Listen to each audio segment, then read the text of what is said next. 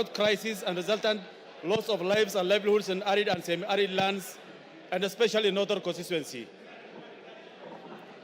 Honorable Speaker, northern Kenya is largely arid and semi-arid lands, and as a result, it is highly susceptible to the vagaries of climate change and climate-induced disasters. During the recent drought, there were several lives lost due to unmitigated droughts and persistent famine in the region. Furthermore, the ASAL regions lost an estimated 2.6 million livestock, which the NDMA estimated to be worth 226 billion. It is worth noting that Northern constituency, spanning 39,000 square kilometers, 1.5 times size of Rwanda, is the largest constituency in Kenya and optimizes the challenges faced by the northern region.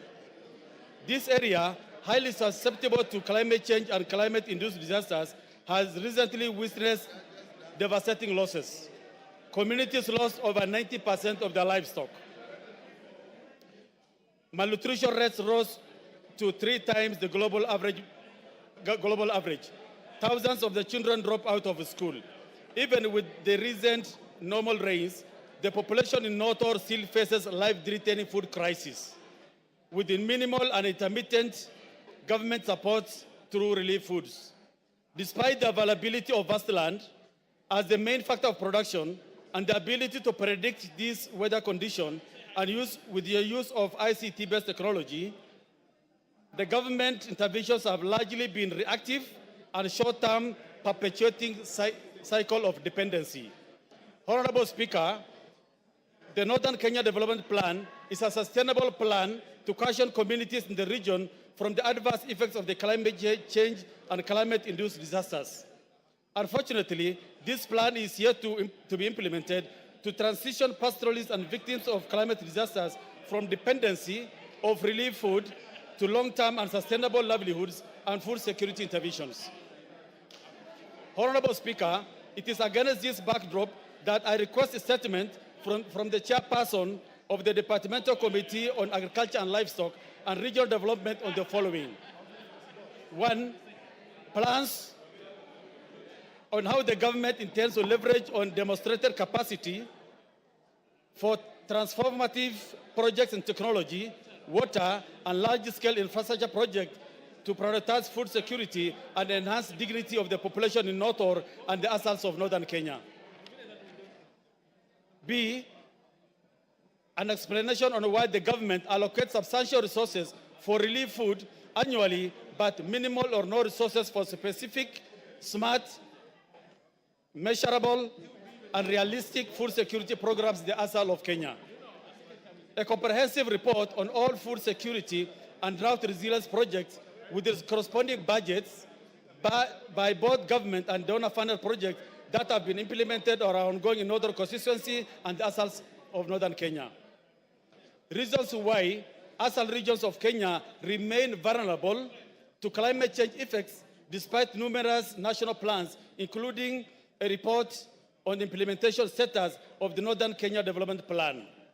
Finally, a detailed analysis of the audited impacts of initiatives aimed at cushioning Kenyans from the effects of the climate change, with a specific attention to Northern region, including timelines for implementation of sustainable solutions. Thank you, Honorable Speaker.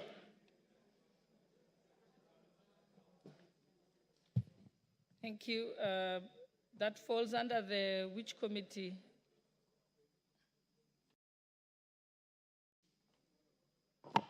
Environment? Committee of Agriculture and Livestock and Regional Development. Honorable Mutunga, are you here? Do you have any response? Or do you want to say something about it? Honourable Speaker, we can promise to get a response in the next 2 weeks, soon after the recess. Thank you. Honourable members, before we move to the next statements,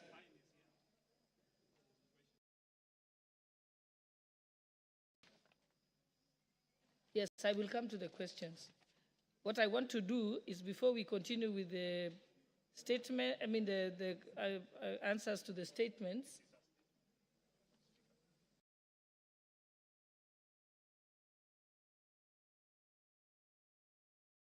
I will give you the opportunity.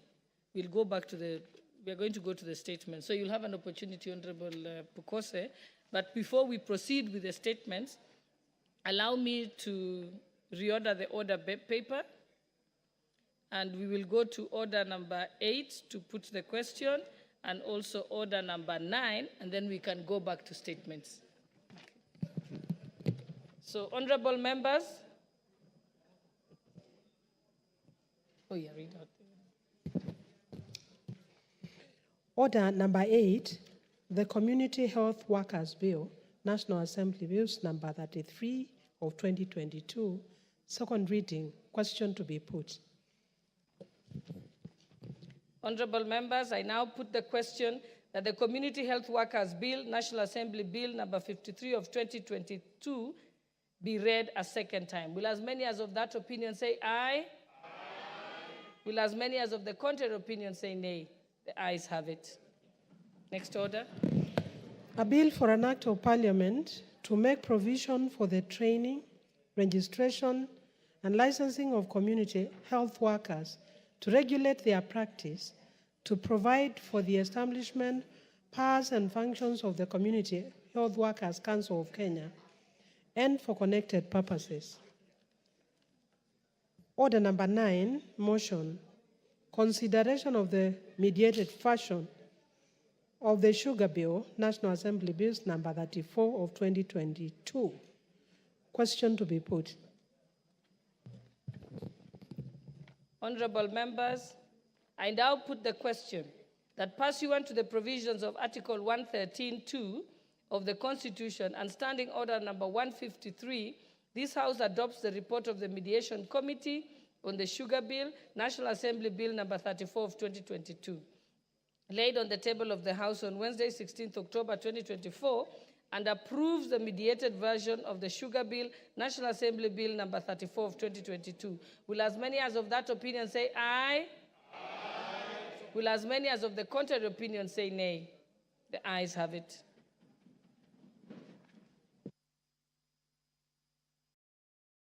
So, honorable members, we go back to statements, and I think we have the statement. Yours not the first one, Honorable. Yes, I have the list here.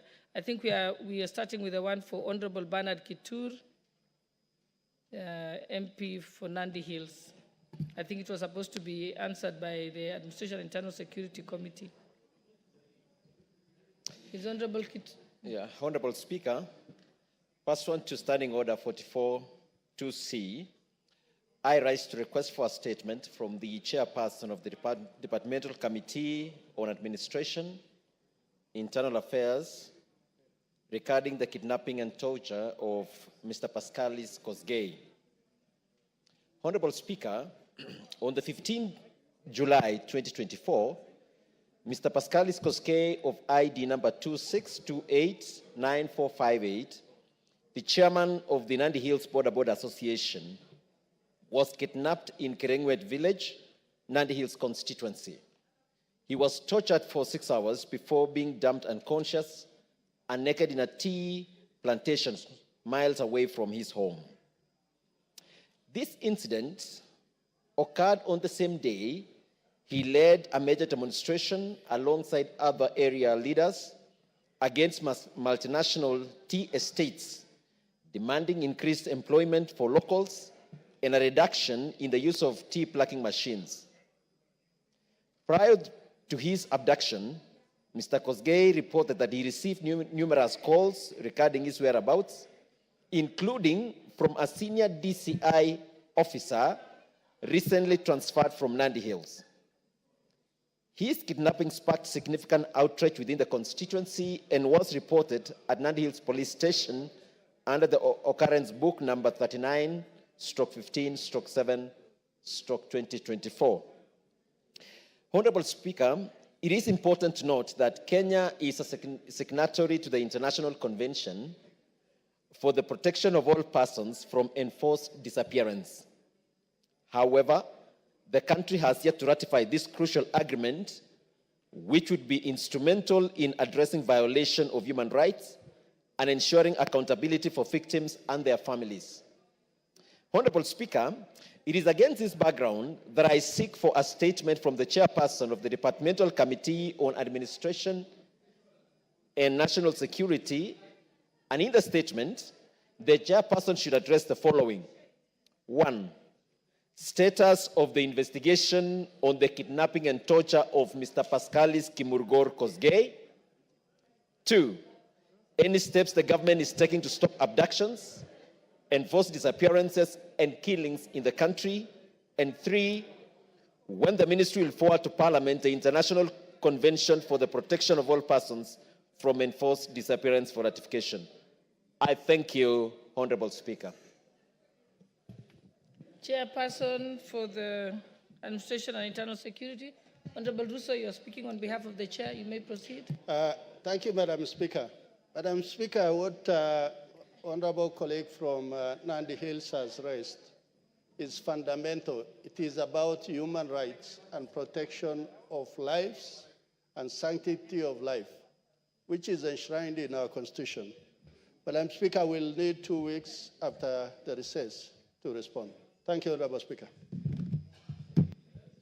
Thank you. I think it's one thing I had raised with some of the committees.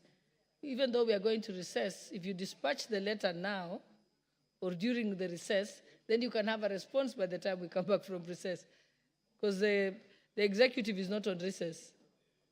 So I think you adjust it that way. Thank you.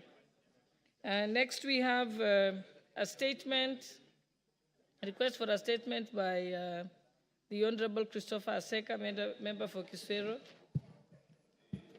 Thank you, Madam Speaker. Honorable Speaker, pursuant to the provisions of Standing Order 44.2c, I rise to request for a statement from the chairperson of the Departmental Committee on Administration and National Security regarding scrapping the application fees for issuance of identity cards.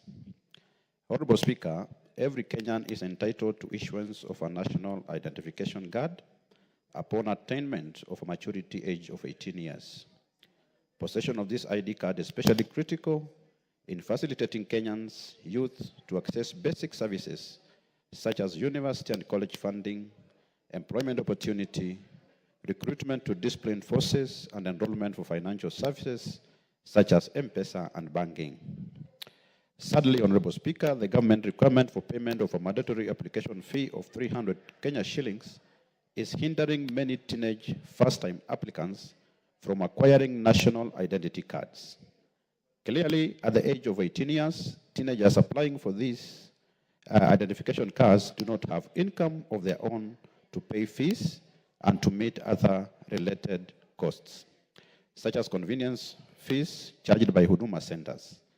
Additionally, teenagers who do not have parents or guardians to pay for the application fees, for them to fail to apply for identification cards due to the cost implications. As a result, most young people are not only delayed from timely access to opportunities requiring ID cards, but also the enjoyment of the inherent identity as citizens of Kenya. Honorable Speaker, it is against this background that I request for a statement from the chairperson of the Departmental Committee on Administration and National Security on the following. Clarification on the justification for levying and application fee of 300 Kenya shillings for issuance of national identity cards for first-time teenagers applicants who do not have their own income. And 2, the action being taken to immediately scrap the application fee for the first-time teenage applicants in order to remove the prohibitive financial obligation and hinders them from obtaining the critical document. I thank you, Honorable Speaker. Thank you, Honorable Russo. Yes, proceed. You want to respond to him? Give them a timeline. Thank you, Madam Speaker. Madam Speaker, I think that issue is a hot issue in the country. Because if youngsters don't have anything, they live with their parents. And they are told to get an ID card, they must pay for it. I think it's something that we have not yet reach that stage, even as a country. Yes, in developed countries, youngsters start working from as early as 15 years, and they have some income. So for that reason, I think as a committee, we will need a serious debate with the department, and we'll give a comprehensive response by the time we are through with the recess. Thank you, Honorable Speaker. Honorable Russo, the fees, that was in it was gazetted regulations, or how was it implemented? Actually, Madam Speaker, the fees were gazetted. It was just as a means of raising revenue by the department. But there was not concerted discussion with even the Committee of Parliament. So for that reason, whereas it is out there in the public domain, I think we need to review that position because it raises fundamental issue. There are those children of members of Parliament. They can afford it. What about the children of peasants who don't have anything, even affording a meal a day? So for that reason, I think we will work on it, and after the recess, we'll be able to respond to it. Thank you, Honorable Speaker. Because I'm assuming that it should have been given, it should have come to the Committee for Delegated Legislation, because then that's at the point that they could approve or nullify it. So maybe liaise with that committee. And then thank you. Okay, the next request for a statement is by Honorable Dr. Robert Pukose. Thank you, Honorable Speaker. Honorable Speaker, this statement is a statement from the committee, and I'm presenting it in my capacity as the chair. Honorable Speaker, pursuant to Standing Order 44.2c, I rise to request for a statement from the chairperson of the Departmental Committee on Education regarding government financial assistance to students enrolled at the Kenya Medical Training College. Honorable Speaker, this matter is of great significance to many aspiring medical professionals across our nation, as KMTC students are integral to our healthcare system. Their training and expertise directly contribute to the quality of care provided to our citizens. Ensuring that these students receive adequate financial assistance is essential not only for their success, but also for the future of healthcare in Kenya. Honorable Speaker, it is against this background that I seek for a statement from the chairperson of the Departmental Committee on Education on the following. 1, to clarify whether KMTC students currently placed in KMTC campuses by the Kenya Universities and Colleges Central Placement Service, KUPS, are entitled to the financial assistance provided by the Higher Education Loans Board, HELP, that is available to all students pursuing higher education in Kenya. 2, indicate if KMTC students are eligible for student loans offered under the purview of the Ministry of Education, and if so, when will they receive financial assistance, including student loans under the new funding model being introduced by the Ministry of Education. 3, state whether the Ministry of Education continues to allow the Ministry of Health through KMTC to collaborate with the Higher Education Loans Board in dispersing student loans to students at medical training college as has been practiced previously. 4, explain the actions taken by the Ministry of Education to ensure that KMTC students have access to financial assistance, thereby promoting equity and inclusivity in higher education financing comparable to that of other students across the country. And if you could allow my Vice Chair, Honorable Speaker, to also make a comment on it. Okay, proceed, Honorable Patrick.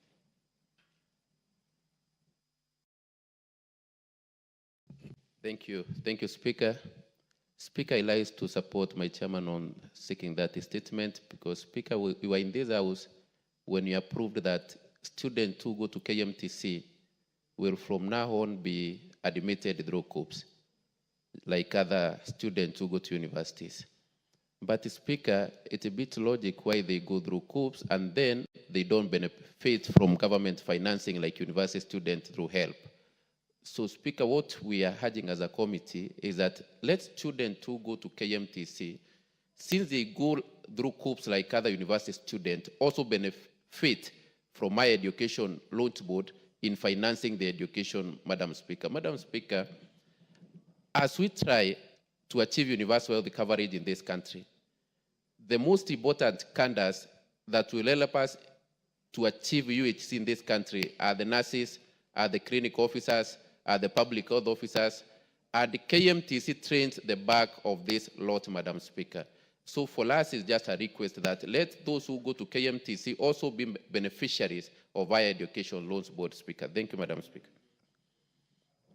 Thank you, Chairperson for the Education Committee. Thank you, Madam Speaker. Madam Speaker, I want to commend Honorable Dr. Bukose, the chair, and the members who have raised this particular issue. It's a very, very pertinent issue. And I think as the rule requires, mid-level colleges and universities, students in the Republic are supposed to get loans, scholarships through the Higher Education Loans Board and also University Funding Board. So, Honorable Speaker, I'll really fast-track this particular issue and will respond immediately we are back from recess, because it's a very, very important item that we really need to dispense with faster. Thank you, Madam Speaker. Thank you.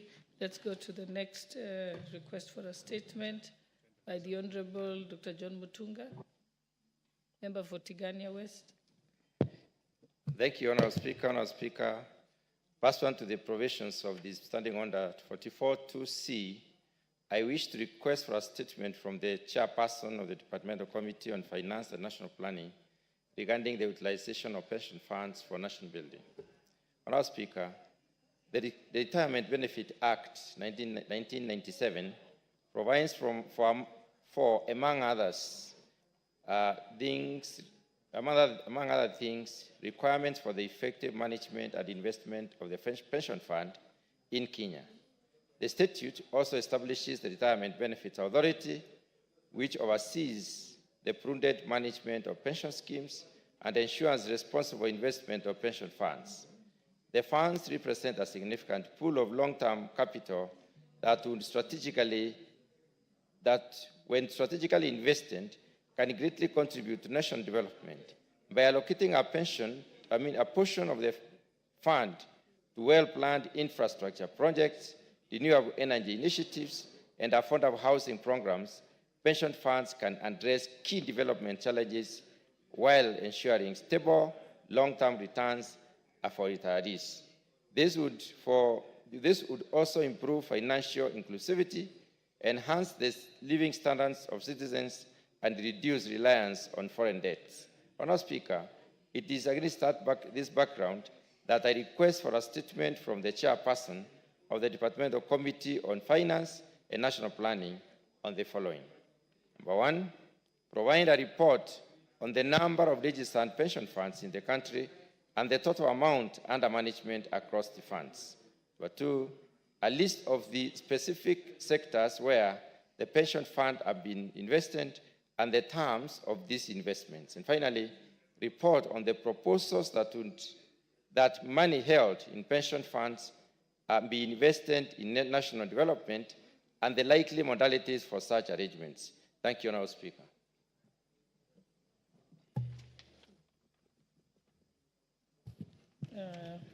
The chairperson for the Committee on Finance and National Planning, Honourable Kuria. Thank you, Honourable Speaker. Honourable Speaker, I want to thank the Honourable, my colleague, the Chair for Agriculture, Mutunga, for requesting for this statement. And I think the committee will endeavour to go far beyond the statement sought. Honourable Speaker, the pension savings as a percent of GDP in Kenya is between 10 and 15%. And this is way lower than the global average of around 50 to 100%. And maybe one of the reasons why even we lag behind in terms of our pension savings as a percent of GDP compared to countries of equal GDP level, could be that we are not maybe investing these pension schemes as we should. and therefore the Parliamentary Committee on Finance and National Planning will endeavor to meet the relevant authorities, including the Retirement Benefit Authority and all the other pension schemes, Honorable Speaker, and see how they're investing those monies, ensuring that even they're not just, the savings are not just used for development of this country, but also, and most importantly, the savings are safeguarded so that when our pensioners get to retire, they are assured that they're going to get their pensions on time, and that they're going to grow the funds and make sure that they're used for the economic development in this country. So, Honorable Speaker, if you give us 2 weeks, we should be able to respond to the statement sought by the Honorable Mutunga. I thank you, Honorable Speaker. Okay, thank you. Next request for a statement is by the Honorable Paul Katana, member for Kaloleni.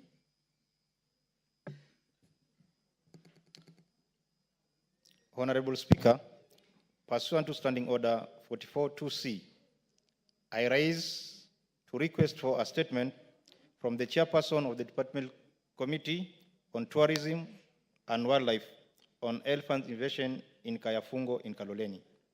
Honorable Speaker, Kayafungo is a sacred Giriama shrine set within a natural forest filled with towering ancient trees. Unfortunately, the invasion of elephants has severely impacted the area, leading to the destruction of nearly all its trees and places of worship.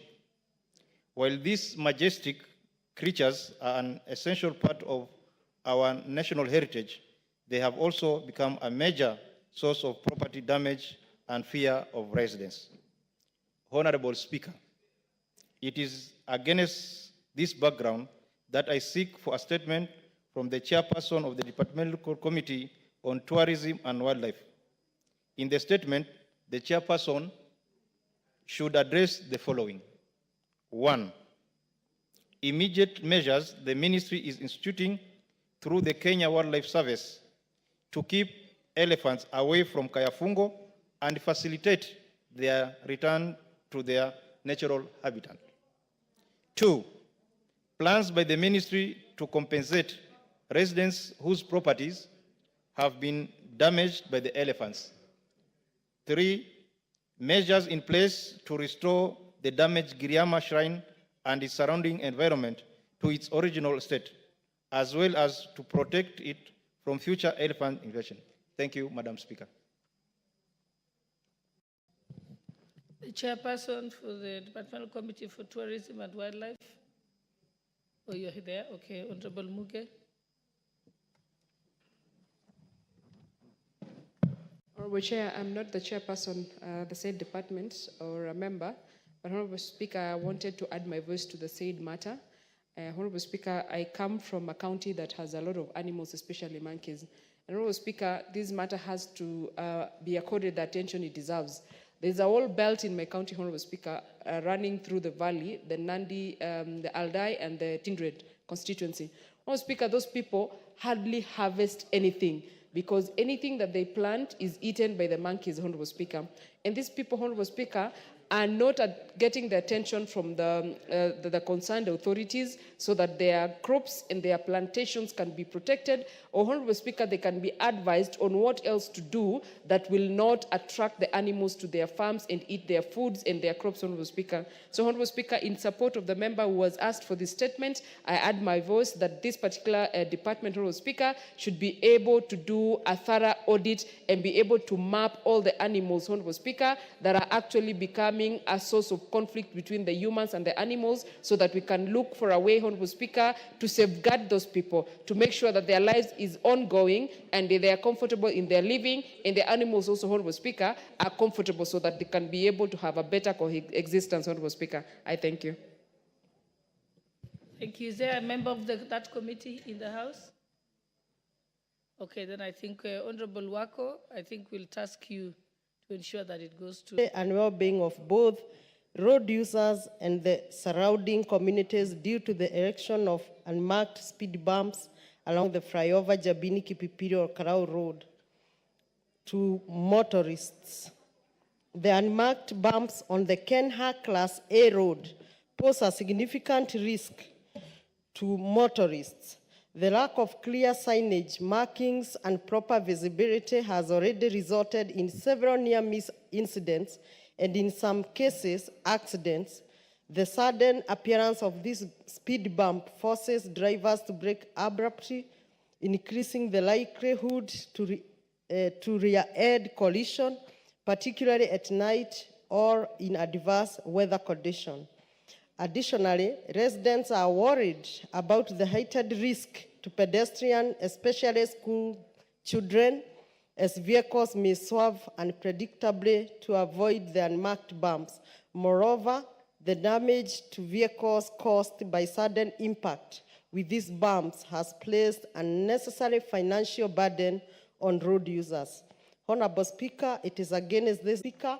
And just in one sentence, I want to confirm, like Kipipiri, we have already lost so many souls in a very black spot called Jiret near Kariamu.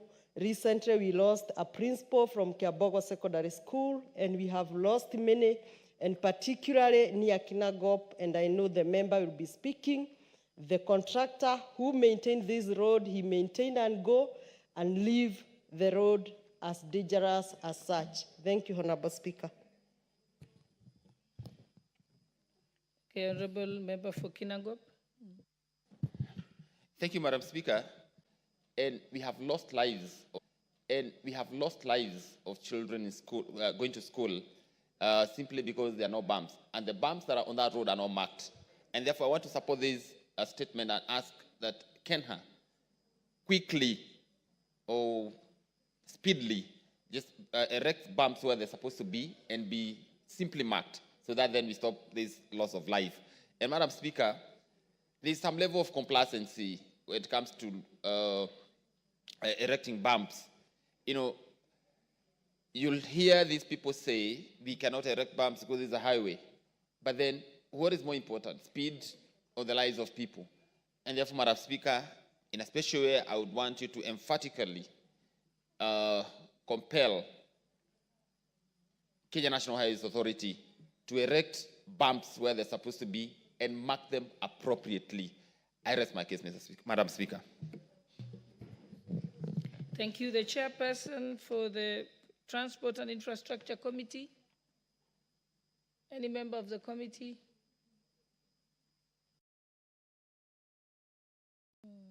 Okay, so I think Honorable Wako, again, we leave this one to you. Most obliged, thank you.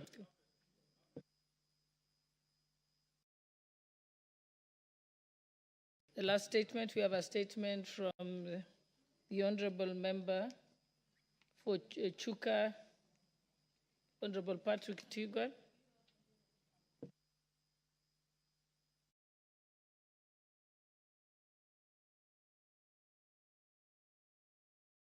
Thank you, Madam Speaker. Madam Speaker, I stand in this house today to pass my sincere condolences and mourn a colleague, a friend, a member of my constituency, Honorable Beatrice Nyaga. Honorable Beatrice Nyaga served in this house, Madam Speaker, in the 11th and 12th Parliament. She's a lady who served with dedication, a very hard-working woman. In the Rakanidi, we used to say she was the glue that held the Rakanidi together. Madam Speaker, it's a very sad moment because we just lost a leader, a very loving woman, a very dedicated leader, Madam Speaker. And as a county and as a country, we are at loss today to mourn Beatrice Nyaga, the former member of parliament, the immediate former member of parliament for the Rakanidi County, the Women Rep. Madam Speaker, Nkada has been ailing for the last few months. And yesterday, she rested. And I stand in this house, Madam Speaker, to mourn her today and to give my sincere condolences to her family, her children, and the great people of the Rakanidi, where she comes from. and members of this parliament who worked very closely with her, because Madam Beatrice was afraid to war in this house. Madam Speaker, I was just thinking when I was seated here, I was saying it's, as we bid farewell today, as we mourn Kadha today in the Rakanidhi, it's also a celebration as we for appointment of Kindiki. So it's mixed feelings. It's mixed feelings in the county, Madam Speaker. Madam Speaker, thank you. I even don't know what to continue. I would just request Honorable Murugara, who I know was a very close friend, to give her his condolences. Thank you, Speaker. Honorable Patrick, you're out of order. You cannot give the opportunity to the member for Tharaka. I think I'll give Honorable Dorothy Kiara, then I'll come to you. Yes, but you're out of order. You're taking the Speaker's job. Thank you, Honorable Speaker. Honorable Speaker, indeed, it is a sad day for all of us today. And I want to join my brother, Honorable Patrick, and the entire Tharaka community and the women of this country in mourning Honorable Beatrice Nkatha. Honorable Beatrice Nkatha was a woman of strength.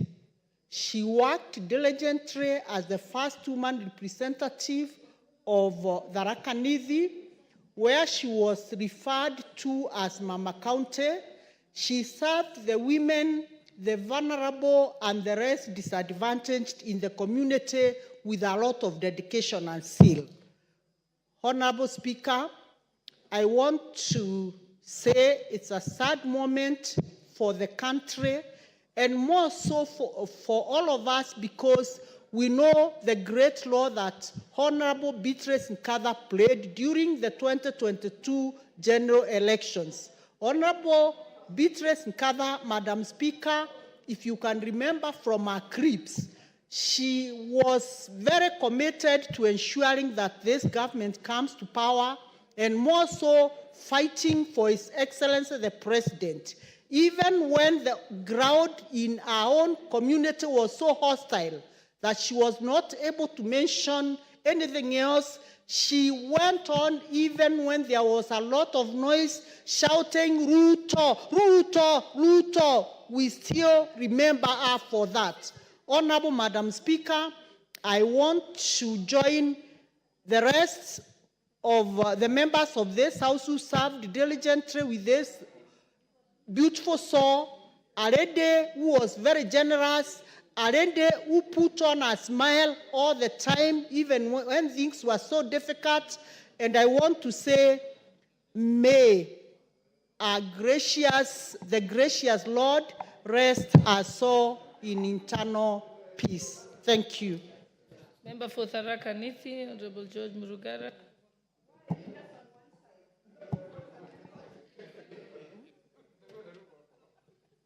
I will come to you. I'm just following the order of the names that came here. I can see Honorable Mishi Mboko is next. Yes. You're out of order, Honorable. Proceed, Honorable Member for Tharaka. Thank you. Thank you very much, Madam Speaker. Madam Speaker, allow me to join my colleague, neighbor and countier of Tharaka Nithi, the Honorable Patrick Munene Ntwega, who represents Chukaigamba Ngombe and is the local member of parliament for the late Honorable Beatrice Nkatha Nyaga. May I join him on behalf of the people of Tharaka constituency, Tharaka Nithi County, and all the well-wishers of the country as we relay our unreserved condolences to the family of the late Beatrice Nkatha. Madam Speaker, Honorable Beatrice Nkatha was a lady to behold. She served the county of Tharaka Nithi for 10 years without a blemish. We remember the lady Beatrice Nkatha with nostalgia, and especially as she was the unifying factor of that county, even when things appeared to go south. She spoke for all of us. She loved the county. She traversed that county with like a colossus, and they did not discriminate one constituency against another or one people against another people. She loved the children, the students, the elderly, the vulnerable, and she spoke for them without any reservation. Today, a dark cloud hangs over the county of Tharaka Nithi as we mourn this great lady. It also hangs over the country because Beatrice, especially towards the last general election, stood for the entire country. She was one of the most committed servants of the UDA party. She was one of the most loyal persons to His Excellency the President, Dr. William Samoei Ruto. And Dr. Ruto constantly remembered Beatrice and would always ask where she was, because he's wiping away our tears by nominating Professor Kithure Kindiki to be the Deputy President of Kenya. Professor Kindiki does not belong to Tharaka Nithi, to Meru, or any other. He is a nationalist. He stands in for the entire country, and this is why this House has received that nomination with the zeal, happiness, and accolades as required. Madam Speaker, as I pen off, I have just also lost my mom, the late Lena Gashire Morugara, to whom I am the third born. She was elderly at 88. She has rested. I'm happy that all these members of parliament have actually wished me well and given their condolences to me. And for that, I do sincerely appreciate and thank all of you. Thank you very much. The Honorable Member for Likoni, Honorable Mishimboko.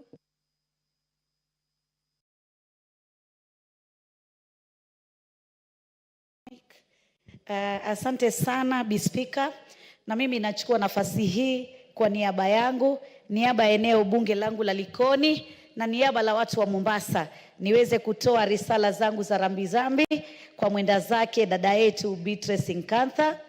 Na niseme Mheshimiwa Beatrice, tulikuwa naye katika bunge hili la kitaifa, na alikuwa kiongozi shujaa sana, kiongozi ambaye alikuwa anapenda watu sana, kiongozi ambaye kila wakati ukimuona alikuwa na furaha na bashasha, kiongozi aliyekuwa na msimamo thabiti wa kutetea chama chake na kutetea kiongozi ambaye alikuwa ni wa chama chake.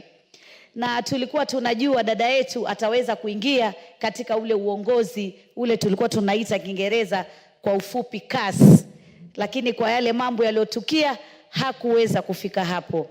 Tunasikitika sana, hata nimetamatishwa kusikia kwamba alikuwa amegonjeka kwa muda mfupi, takriban kama miezi miwili hivi. Tungekuwa tumejua, haswa sisi kama kina mama, tungeweza kumtembelea na kuweza kumuombea dua ili Mungu ampatie afueni.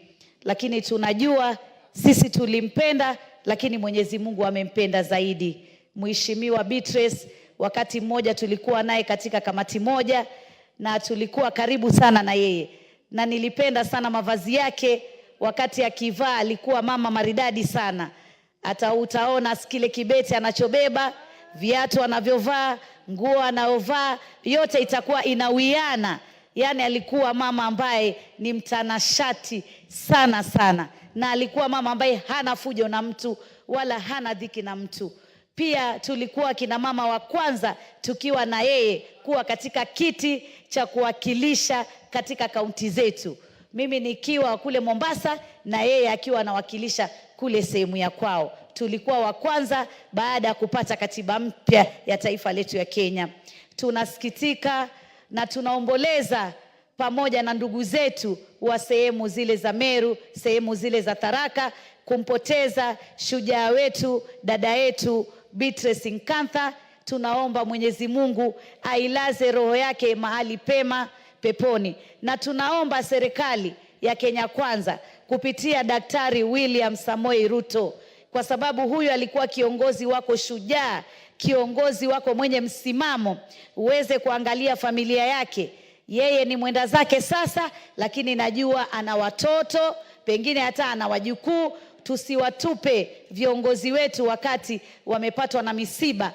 Pia tuwakumbuke kwa wale ambao wamewaacha na wao wakiwa wametangulia kule mbele. Tunamwombea Mola amweke pema penye waja wema. Poleni sana watu wa Tharaka, poleni sana watu wa Meru, poleni sana bunge la kitaifa na Kenya kwa jumla. Asante sana, Bi Speaker.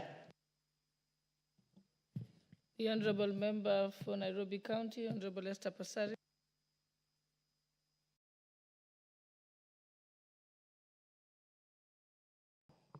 Thank you, Madam Speaker, for giving me this opportunity to speak. She was a beautiful soul.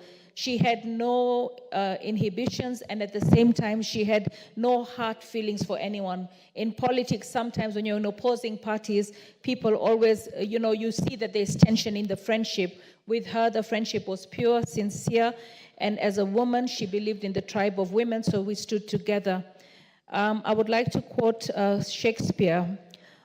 We are all on the world stage, all as men and women, we are merely players that are here, that exist, and we have entrances and we exist. So she has entered the stage, but she will not be forgotten. She has left her landmark. We say sorry to the people of Tharaka Nithi. We also say sorry to the people of Kenya, because as a legislator, you don't just serve your constituency or your county, you make decisions that impact and affect and serve all Kenyans.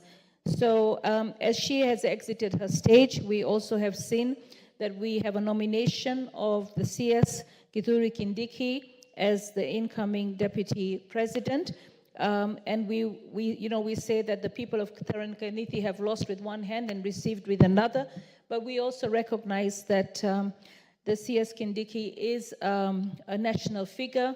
He has served in many offices, and he has also served as interior, so he knows that Kenya is one, and we wish him well in his nomination, and we wish this country the best. Condolences to the family. Thank you, Madam Speaker.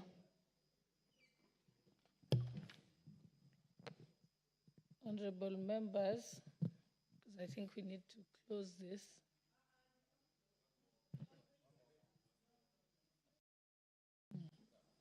Yes, the honorable member for, yes, you may proceed.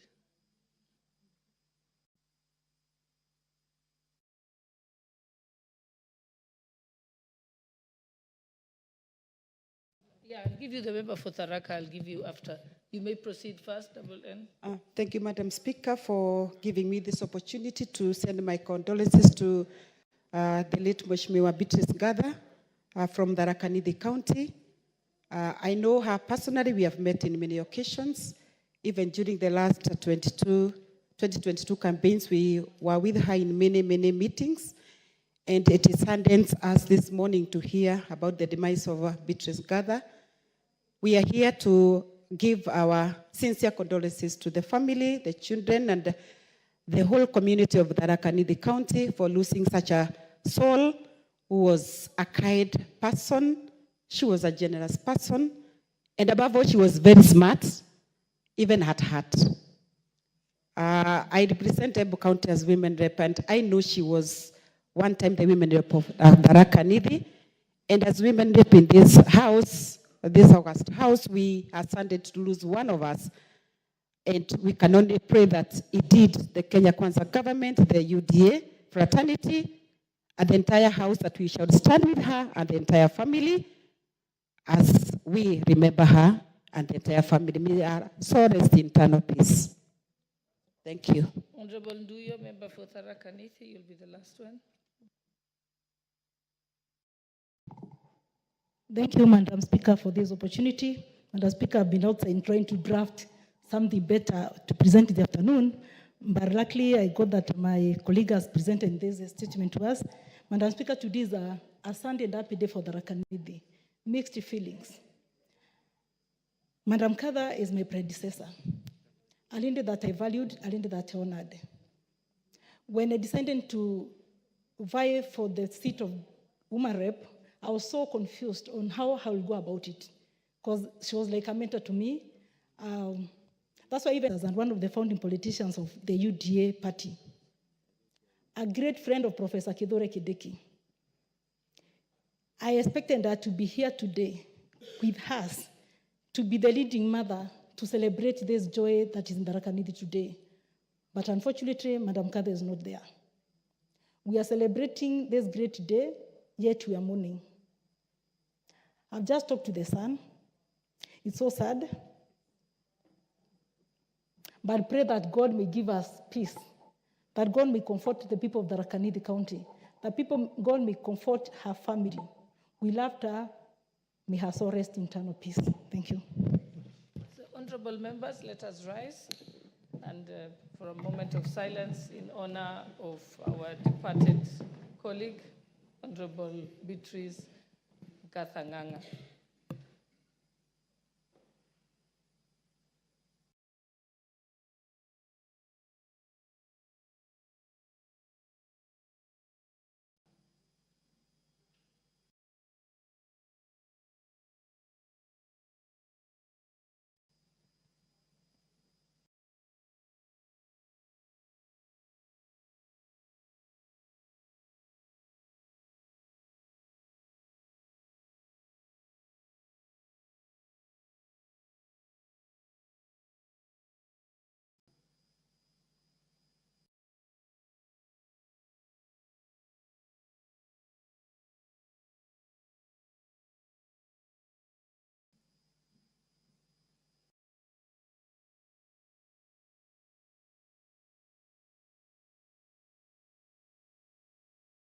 May her soul rest in eternal peace.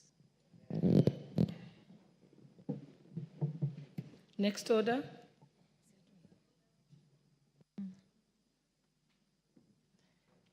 Order number 10, Committee of the Whole House.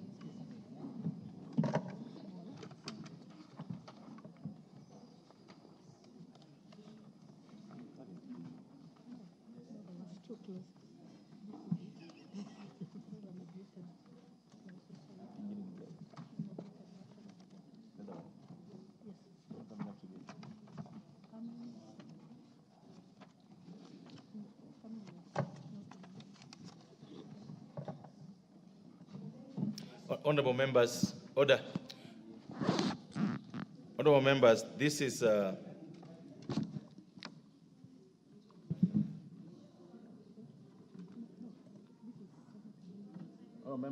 This is the call of the whole House to consider the Senate amendments to the Food and Feed Safety Control Coordination Bill, National Assembly Bill number 21 of 2023.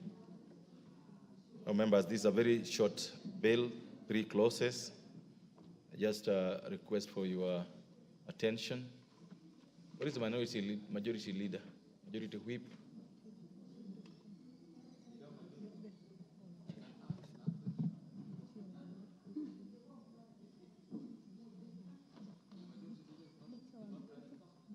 The chairperson for the only chairperson of Agriculture Committee in the House.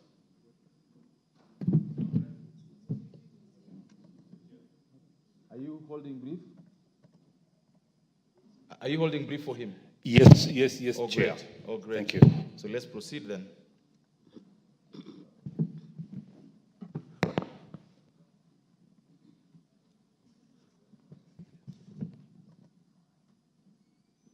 This is a bill that originated from the National Assembly.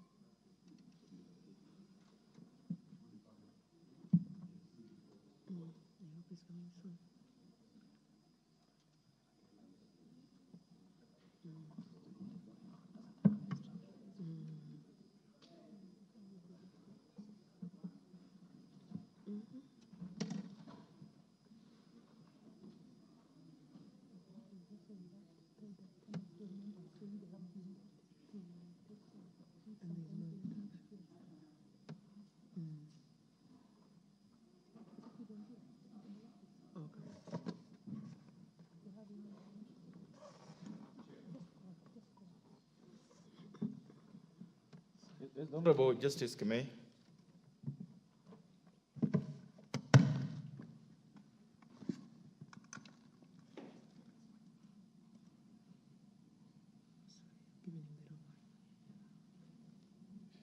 Chair, I think we are ready to proceed, Chair.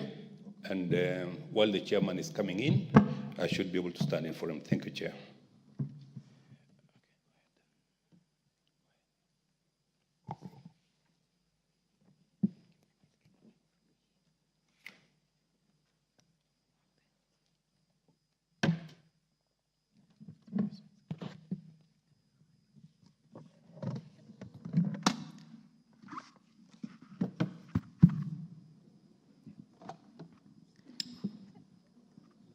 Senate amendments to clause 22.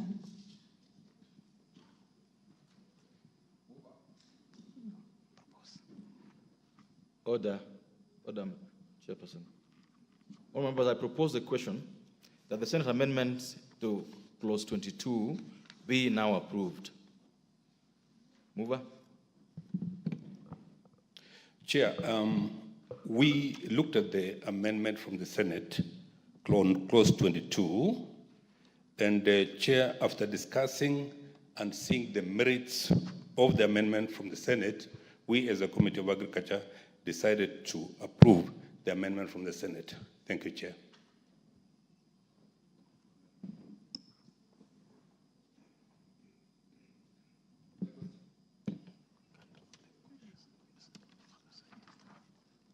I would allow any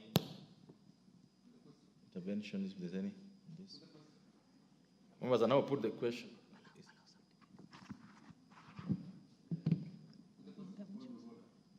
Is there? Yes, Honorable. Thank you, Honorable Chair. Would the chair of that committee please explain the amendments, just for the sake of the public and this House?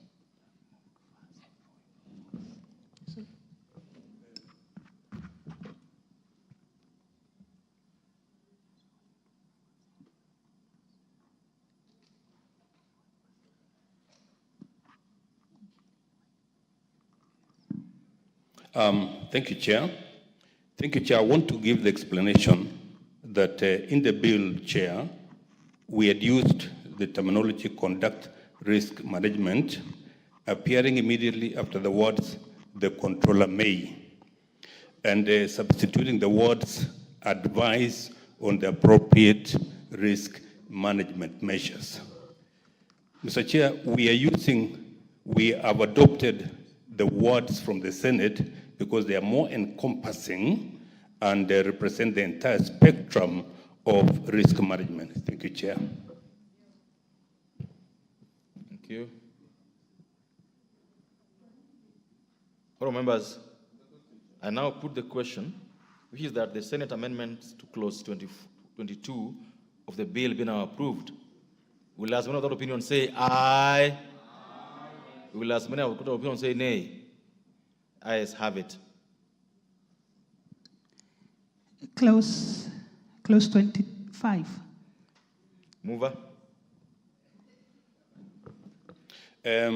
Chair, just like in clause 22,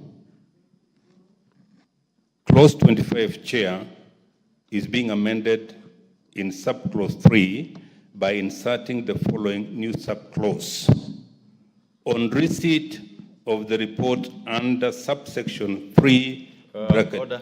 Sorry. Chair, move the amendment first before you explain. Okay, Chair, I wish to move the amendment and to accept the proposed amendment from the Senate. What is the amendment? The amendment, Chair. Say, just read what is in the order paper. You move the amendment that clause. Chair, I wish to move the amendment that clause 25 of the bill be amended in subclause 3 by inserting the following new subclause. 3A. On receipt of the report under subsection 3B, the governor shall submit the report to the respective county assembly. I beg to move. Members, I now propose the question that Senate amendments to clause order. I propose the question that the Senate amendment to clause 25 be now approved. Ms. Honorable Undo. Again, as my colleague Mwalimu had raised issues, exactly what kind of report are we envisaging? Because what we have here and what the country has does not lead anywhere. What kind of report are we envisaging to be submitted to the county assembly? And what is a county assembly expected to do with that report, considering in many cases the caliber of the MCAs in many of the county assemblies? Yes, Honorable Justice Kamei. Chair, I want to explain, Chair, that as per the laws of the land, we would not expect the governor to submit any report unless it is authorized by the respective county assembly. So we are basically agreeing, Chair, that it should go through the county assembly before it is passed. Thank you, Chair. Honorable Tuku. Thank you, Chair. I wish to support this amendment for simple reason that members of county assembly are representatives of the people. And indeed, if any report emanates from whatever quarter, needs the approval, ratification, and approval by county assemblies. We are talking of a very important bill here, Food and Feeds Safety Control Coordination Bill. Chair, I come from an agricultural constituency where we do dairy farming, and we have so much of unregulated feeds coming from manufacturers.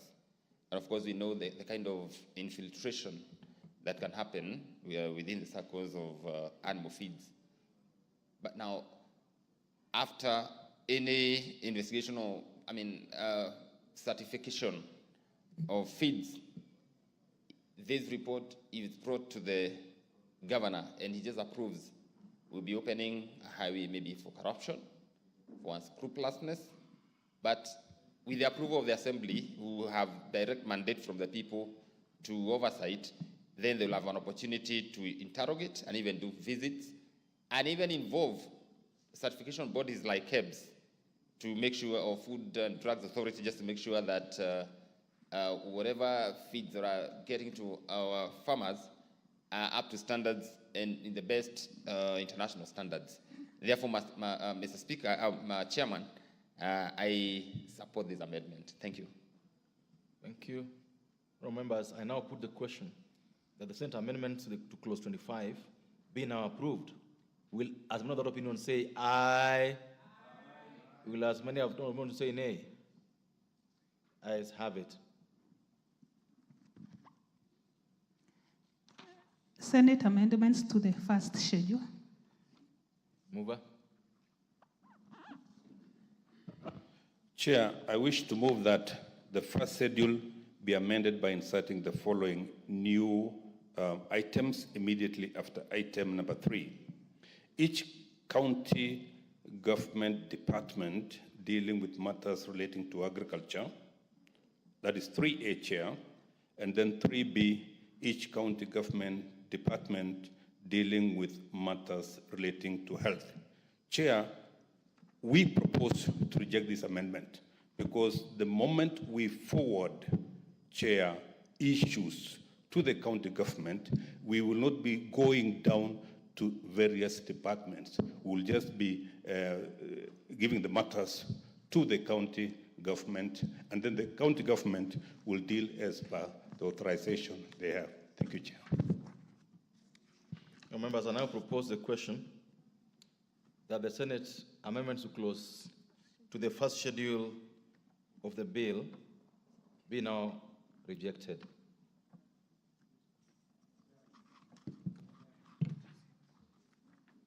Honorable Undo.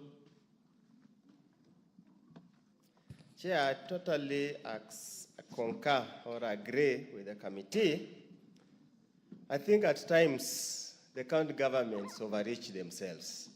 These two small departments they have that have got no value at all to the lives of the people shouldn't be involved in very complicated matters like this. Once we have given once it has gotten to the county, the small department, they have no budget. It's only their own employment bureaus that have got no technical ability to deal with this matter.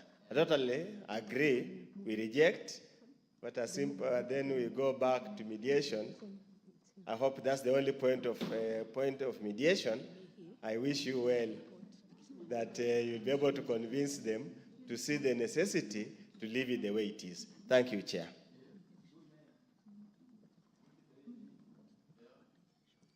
Yes, Honorable Bai.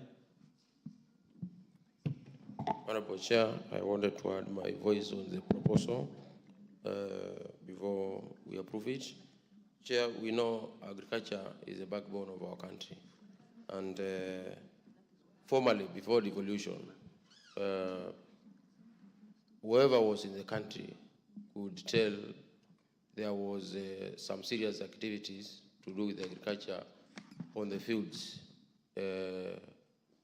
Officers who had been sent there, supporting farmers, having vehicles, having motorbikes.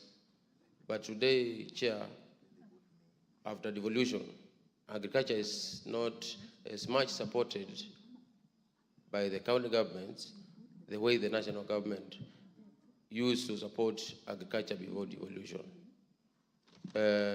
Chair, moving, if we take this direction for another 10, 20 years, this country may start borrowing unnecessary or foodstuffs which we have never thought Kenya could round out of, especially beef. We can see the industry of livestock in agriculture is much affected. There are no extension officers. You find some counties with counties, I don't know which county up to this far has ever employed, a veterinary officer. Today they are using public health officers to inspect meat in the towns, and the same public health officers cannot be used as field extension officers for agricultural businesses. So, Chair, I would urge the counties to be more vigilant because they are carrying a very important role of feeding this country. And as we empower them, they should take up their role with strength. Thank you.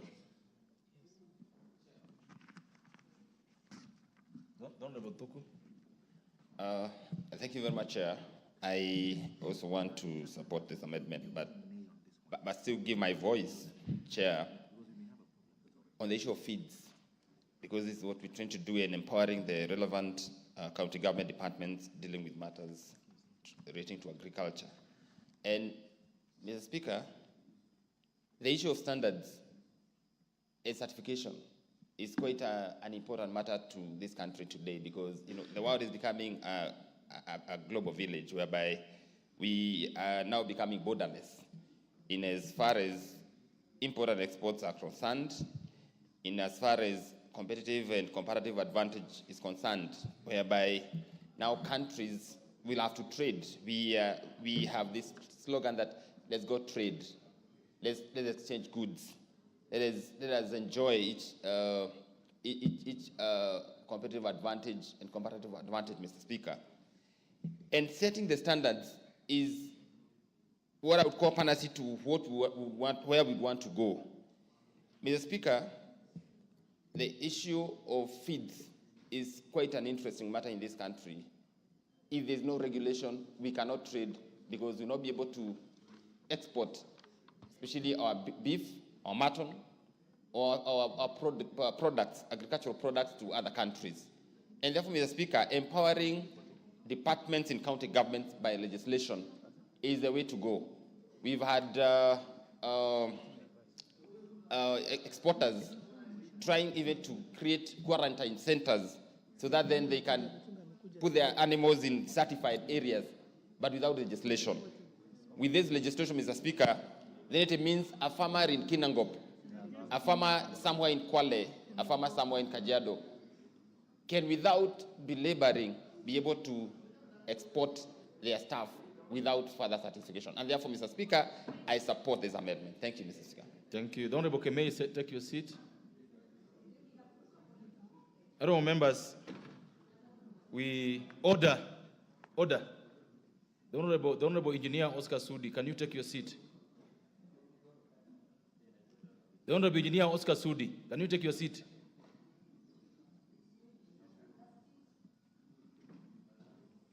Oh, members, voting on this one, I have to guide this, that the committee is proposing rejection of the amendment.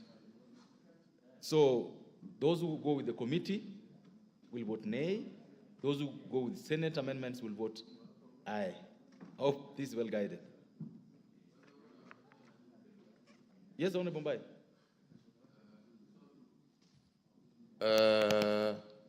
Maybe the honorable member standing in for the chair could indicate the initial proposal of the committee and the proposed amendments by Senate, just to refresh your minds. That was long done. That is what we just finished.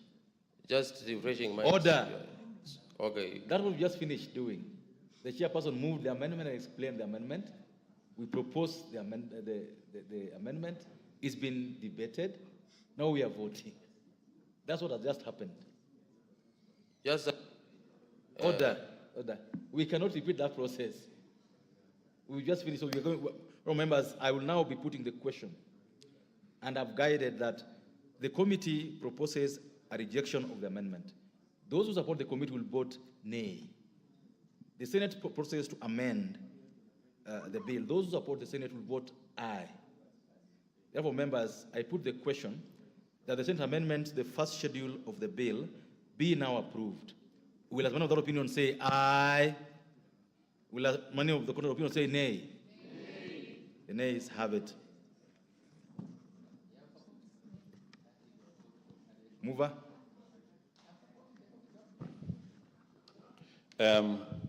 Thank you, Chair.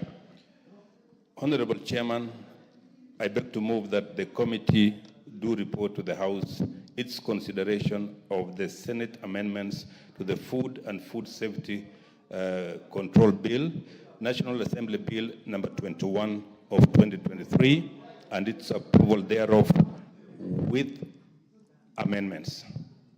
Thank you. Thank you, honorable members.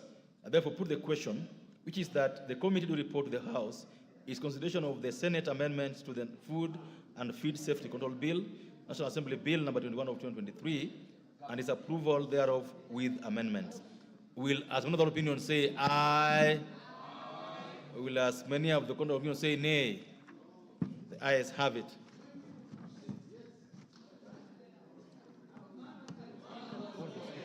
Call the speaker. Call the speaker.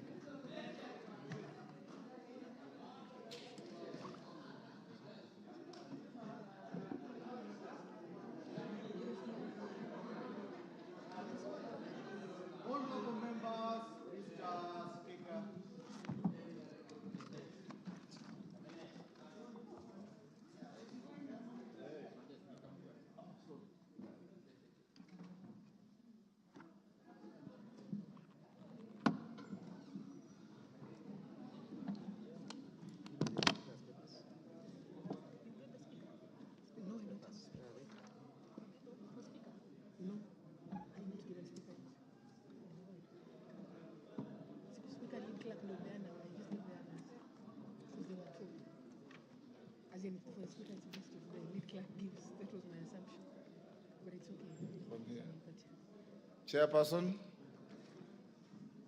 Chairman. Honorable Speaker, I beg to report that the Committee of the Whole House has considered the Senate amendments to the Food and Feed Safety Control Bill, National Assembly Bill number 21 of 2023, and approved the same with amendments. Mover.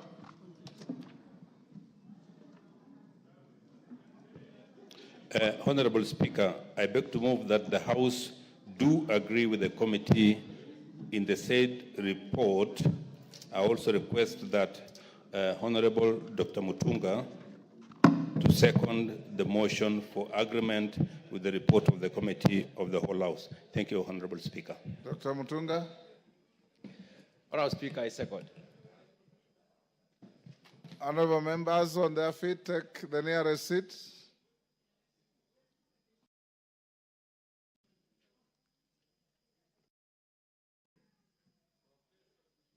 Take the seat, Bashir. Kindiki, take the nearest seat. Where is the nearest?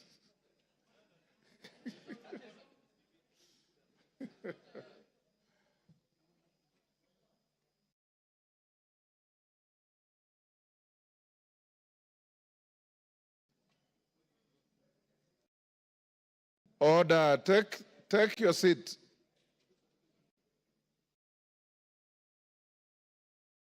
Honorable members, I propose the question, which is that the House do agree with the committee in the said report.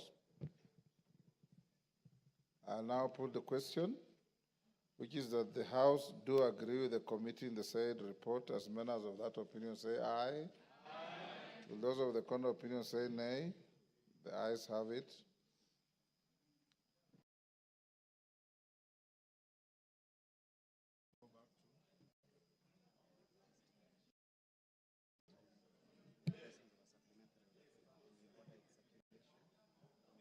Honorable members, like I did indicate to you earlier, following the meeting of the House Business Committee, authority was given to prepare a supplementary order paper which the clerk has prepared, the Speaker has approved for circulation, and is now available to you.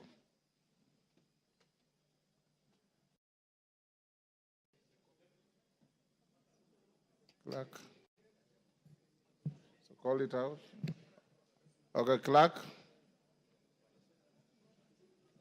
Order number 11, the Higher Education Loans Board Amendment Bill, National Assembly Bill number 58 of 2022, second reading.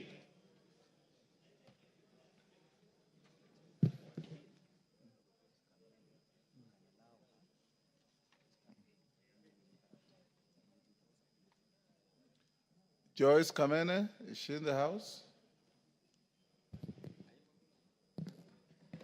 Thank you, Mr. Speaker. Joyce Kamene, you may start moving, but at some point I will interrupt you to deal with the issue that we adjourned the House about before you carry on. Thank you, Honorable Speaker. I wish to move the amendment on the Higher Education Loans Board Amendment Bill, number 58 of 2022. Honorable Speaker, the principal object of this bill is to amend the Higher Education Loans Board Act, number 3 of 1995, to address a specific challenge faced by some of the young students, those who have not yet attained the age of 18 years and, as such, are ineligible to apply for higher education loans under the current legal framework. However, Article 27(4) of the Constitution 2010 on equality and freedom from discrimination outlines that the state shall not discriminate directly or indirectly against any person on any grounds, including age. Honorable Speaker, the bill expressly provides that the Higher Education Loans Board shall not deny a loan to a student who has not attained the age of 18 years. This provision recognizes that many students complete Joyce, for the record, you should have started by saying, Mr. Speaker, sir, I beg to move, then you read your bill, be now read a second time. Then you go on with the good things you are saying. Mr. Speaker, Honorable Speaker, I wish to move I beg to move. I beg to move the bill for the second time. Read the whole bill. I beg to move that the Higher Education Loans Board Amendment Bill, National Assembly Bill number 58 of 2022, be now read a second time. I beg to move that the Higher Education Loans Board Amendment Bill of number 58 of 2022 be read for the second time. Honorable Speaker, the principal object of this bill is to amend the Higher Education Loans Board Act number 3 of 1995 to address a specific challenge faced by our young students, those who have not yet attained the age of 18 years, and as such are eligible to apply for higher education loans under the current legal framework. However, Article 27(4) of the Constitution 2010 on equality and freedom from discrimination outlines that the state shall not discriminate directly or indirectly against any person on any grounds, including age. Honorable Speaker, the bill expressly provides that the Higher Education Loans Board shall not deny a loan to a student who has not attained the age of 18 years. This provision recognizes that many students complete their secondary education early and deserve the same opportunities for financial support to their older peers. Honorable Speaker, the students under the age of 18, the bill introduces the requirement that their parents or guardians must be co-signatories to the loans agreement. This ensures that there is legal responsibility and accountability for the loan, protecting both the student and the board, while allowing access to loan for eligible students. Honorable Speaker, Article 43(1)(f) of the Constitution of Kenya on economic and social rights states that every person has a right to education. This guarantees every person the right to education. By removing age-related barriers to accessing higher education loans, the bill seeks to enhance this right, ensuring that all students, regardless to age, have an equal opportunity to access financing to their university education. Honorable Speaker, in addition, Vision 2030 aims to transform Kenyans into middle income country by enhancing access to education and ensuring an educated workforce capable for driving economic development. By removing barriers for students under 18, the bill supports Vision 2030's goal for increasing access to higher education and producing a skilled, competitive workforce. Honorable Speaker, the amendment is also crucial in allowing students who have not yet received their national identification cards to still apply for higher education loans. This removes a significant barrier for many students and ensures that every eligible student can pursue higher education regardless to their age or ID status. Honorable Speaker, This bill ensures that all students, regardless to age, have equal access to financial resources they do not need that they need to further their education. It prevents an exclusion for young, bright students who may complete their studies earlier than expected. Honorable Speaker, it is worth noting that many students are excelling in their studies and completing secondary school before the age of 18 years. They should not be penalized for their academic success by being denied access to financial aid. This amendment will ensure that the system recognizes and supports their efforts. Honorable Speaker, moreover, the amendment strengthens HELB's mandate by adapting the policies to better service for changing educational landscape, ultimately enhancing the effectiveness and relevance of National Students' Loans Program. Honorable Speaker, I conclude this amendment is essential in ensuring fairness and inclusivity in our education system. It addresses a long-standing gap and ensures that every deserving student, regardless to age, has access to financial support for their education.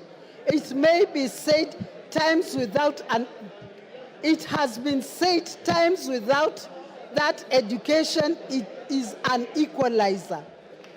I urge members of this House to support this bill and ensure swift passage for the benefit of our young students and the future of our education system.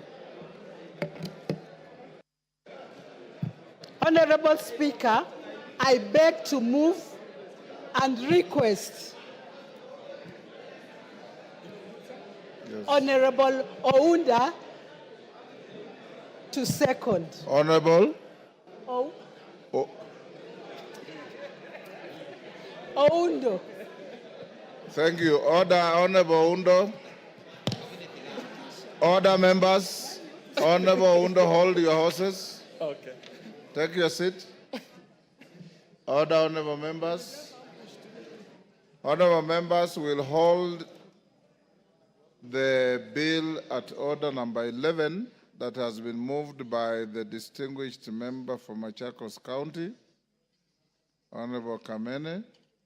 Oundo, you'll second after we dispose of order number 12 on the supplementary order paper. Honorable members will proceed as follows. When order number 12 on the order paper, the supplementary order paper is read, the Speaker will give some short ruling on the points of order that were raised by several members this morning. Thereafter, you will have the division bell rung to call you to order for the vote. The House Business Committee has directed that voting will be by electronic process. Those of you who may not have your cards will be required to register with the clerks at the table so that everybody is voted. After the vote is cast and the results announced to the House, then we'll open to a few members who may wish to comment on the nominee that has been processed through the House. So call out order number 12.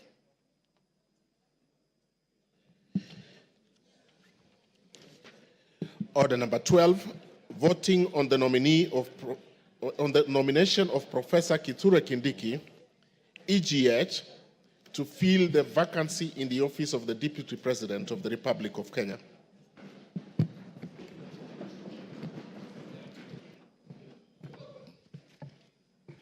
Thank you, honorable members. Honorable members, I have a communication to make on the nomination of Professor Kithure Kindiki, EGH, to fill the vacancy in the office of the Deputy President of the Republic of Kenya. Honorable members, you will recall that earlier this morning at the commencement of the sitting, I notified the House of the receipt of a message from His Excellency the President nominating Professor Kithure Kindiki, EGH, to fill the vacancy in the office of the Deputy President pursuant to Article 149 of the Constitution. You will further recall, Mutuse, take your seat.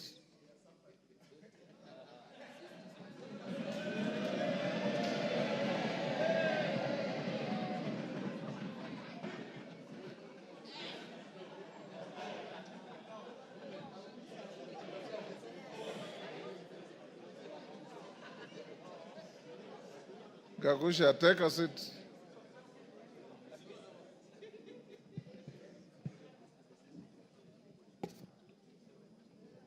Honorable members, you may further recall that upon notification of the House, several members rose in their places and raised a number of issues for my guidance. The members who spoke included Honorable Robert Bukose, Honorable Mboka Milemba, Honorable Emmanuel Wangwe, Honorable Samuel Chepkonga, Honorable Jen Gakiri, Honorable Wanami Wamboka, and others. In this regard, I convened a meeting of the House Business Committee for the purpose of deliberating on the next steps to be taken by the House on this matter and guiding the House on the issues raised by the members. Honorable members, I have distilled the issues raised by the members as follows. 1, whether Article 149(1) of the Constitution envisages an approval process in the manner contemplated by the Public Appointments Parliamentary Approval Act, Cap 7F. 2, whether the House shall conduct public participation in voting on the nomination under Article 149(1) of the Constitution. 3, whether the members shall be required to debate on the nomination under Article 149(1) of the Constitution. And 4, the timelines envisaged under Article 149(1) of the Constitution. And 5, the threshold for voting on the nomination and Article 149(1) of the Constitution.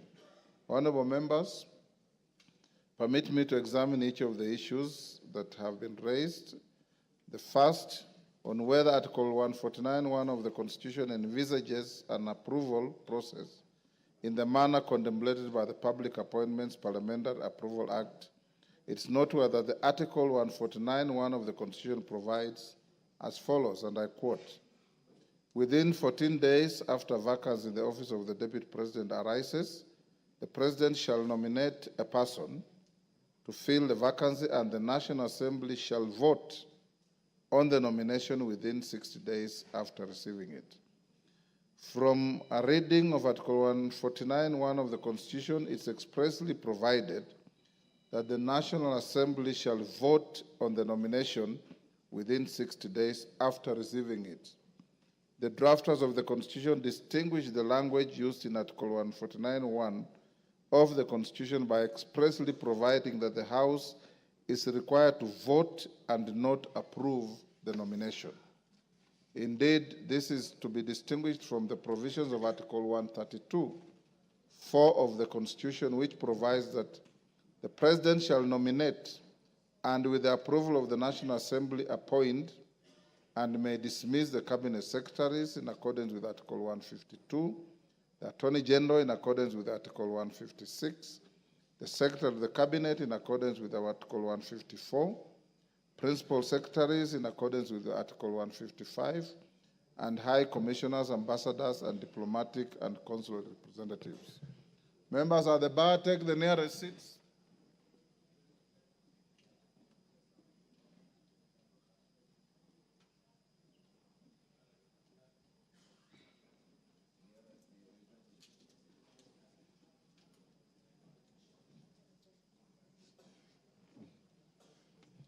Honourable members, in this regard, for all the state officers that I have just highlighted, the House is required to approve their nomination by the President. However, in respect to the Deputy President, Article 149(1) of the Constitution expressly provides that the House is required to vote on the nomination. It is noteworthy that the Public Appointments Parliamentary Approval Act applies where an appointment under the Constitution or any other law requires an approval of the House. Consequently, noting Article 149(1) of the Constitution requires the House to take a vote on the nomination, the approval process envisaged under the Public Appointments Parliamentary Approval Act does not apply in this case. The House will therefore adopt the precedent it has set on this matter, and this settles that point. Honourable members, the second issue was whether the House shall conduct public participation in voting on the nomination under Article 149(1) of the Constitution. As stated earlier, Article 149(1) of the Constitution requires the House to take a vote on the nomination of Professor Kithure Kindiki, EGH, to fill the vacancy in the office of the Deputy President, which is essentially an election. Honourable members, you will recall that the practice of the House, whenever it is confronted with an obligation to vote on the matter as relates to an election, the instances include election of the Speaker, the Deputy Speaker, under Articles 106 of the Constitution, the members of the East African Legislative Assembly and the Pan-African Parliament, for which the House is required to vote on nominations of members to hold such positions.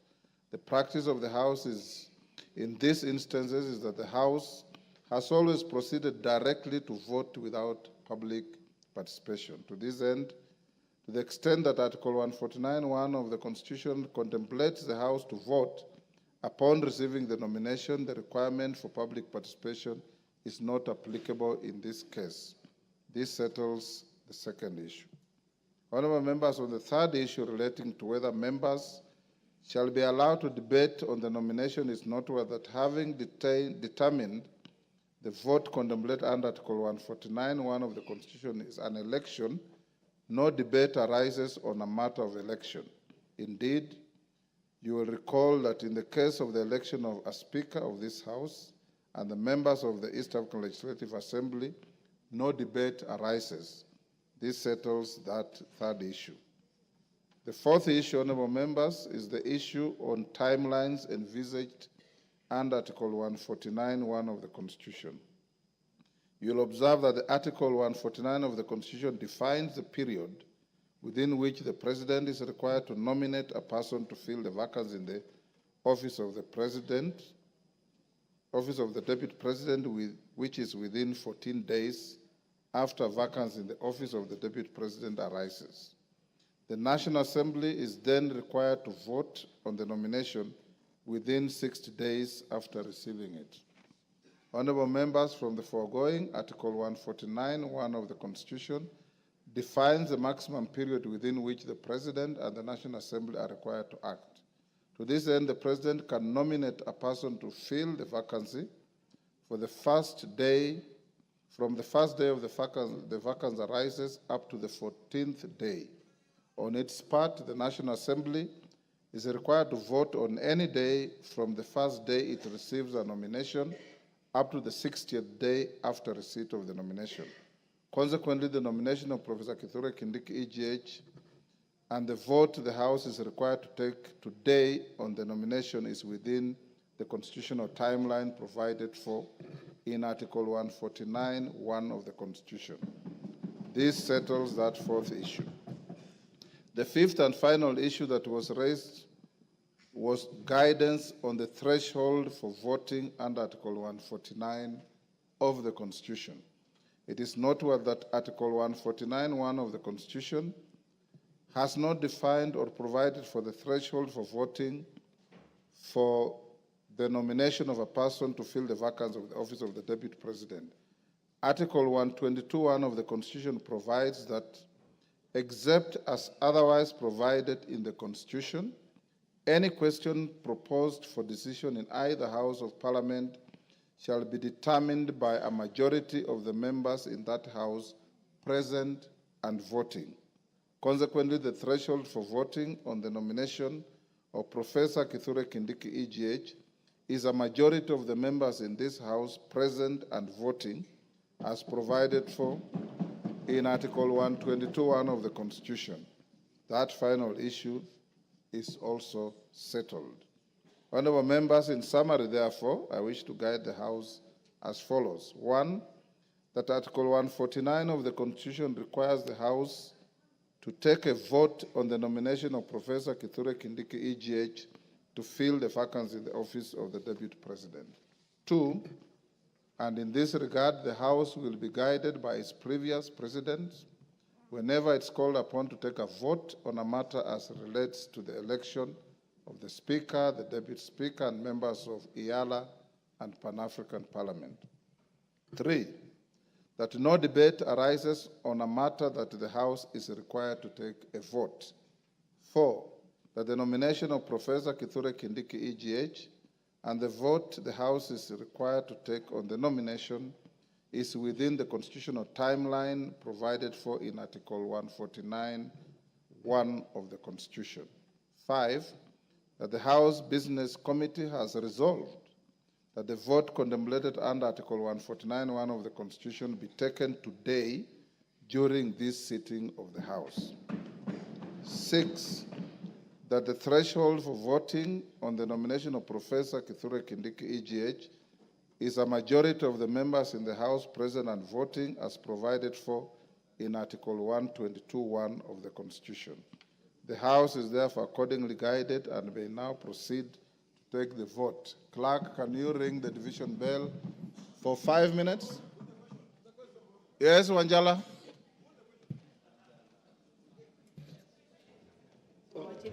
Wanjala? Yes, Mr. Speaker. As you have rightly said, that we will take a vote. But, Mr. Speaker, this House recognizes 3 types of voting. There is acclamation, there is direct digital voting, and then there is a vote we take by reading out the names. Roll call. Roll call, Mr. Speaker. Yes. And Mr. Speaker, when I sit in this House, we are in concurrence that Professor Kindiki is the man, is the Deputy President. Why don't we just, so that we go home, some of us want to take flights, why don't we just vote by acclamation? Rocco? Thank you, Mr. Speaker. Article 149, protect me, Mr. Speaker. Go on, I'm listening. Article 149 of our Constitution, Section 1, as you have rightly pointed, that the National Assembly shall vote on the nomination of the nominated Deputy President. Mr. Speaker, the mood of the House is that there is no objection whatsoever as far as nomination of Professor Kindiki is concerned. Yes, we are ready with our cards to vote electronically, but Mr. Speaker, we seek your ruling and indulgence so that we can go by acclamation and we solve the matter once and for all. Thank you, Mr. Speaker. Order, honorable members. Yes, Senior Counsel. Senior Counsel Otiende. Give Otiende a moment. Thank you. Honorable Speaker, honorable members, I know this is a serious moment in history. It is also a constitutional moment. I wholly agree with the Honorable Wanjala, Honorable Ruku, in terms of the mood of the House. However, Mr. Speaker, there are things we need to do for the record, not just for ourselves. Even as we speak, this whole process is being challenged in court. We need not allow any gap, because so far, from the start to now, we have not allowed any gap. Let us not be in a rush to allow a gap. I beseech members, let us vote electronically. It does not take time. Thank you, Mr. Speaker. Honorable members, let's not open debate on this. Electronic voting takes less than 5 minutes. I'm sure you know this. So since the House is nearly full, let's have the division bell rung for just 5 minutes. Then we draw the bar, you log in, and we call out the vote. And the majority leader and minority leader nominate one person each to act as tellers. Then with those who don't have cards, I said, you record at the table with the clerks.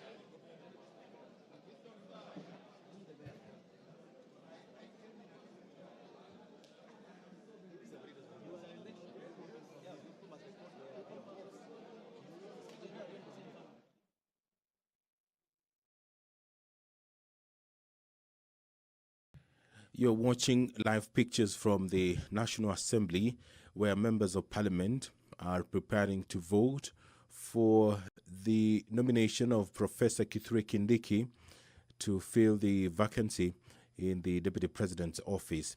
Professor Kithure Kindiki is currently serving as the Cabinet Secretary for Interior and National Administration, a role he has held since October 2022, with a brief hiatus between the 11th July 2024 and 8th of August 2024, when the President dissolved his cabinet. As the Cabinet Secretary for Interior and National Administration, Honorable Kindiki has led and overseen achievement of various milestones and reforms, including the Police Equipment Modernization Program, significantly enhancing the capabilities of Kenya's security services, finalization of a strategic framework to commence implementation of police reforms recommended by the Honorable Justice David Maraga Task Force, as well as abolishment of the previous vetting processes for issuance of national identity cards, recognition of minority groups and stateless communities, ensuring they receive Kenyan citizenship and associated rights, and operationalization of the Public Benefit Organizations Act. These are some of the achievements of Professor Kithure Kindiki as the Cabinet Secretary for Interior.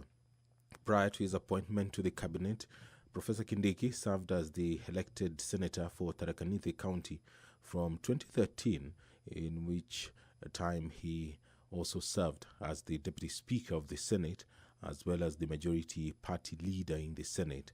In his role as Senate Majority Leader, he spearheaded the legislative agenda of the Majority Party in the Senate and served as the leader of the Majority Party.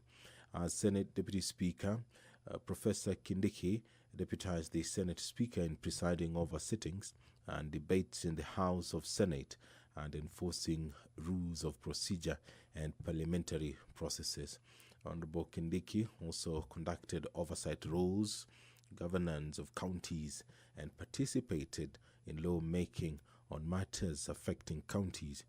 As an advocate of the High Court of Kenya with legal experience spanning over 24 years, Honorable Kindiki was consulted for international organizations, including the World Trade Organization's WTO, the African Union, the Intergovernmental Authority on Development IGAD, the United Nations, and UN specialized agencies such as the United Nations High Commissioner for Refugees, UNHCR, and United Nations Development Program, UNDP, and practice as Defense Counsel at the International Criminal Court at The Hague.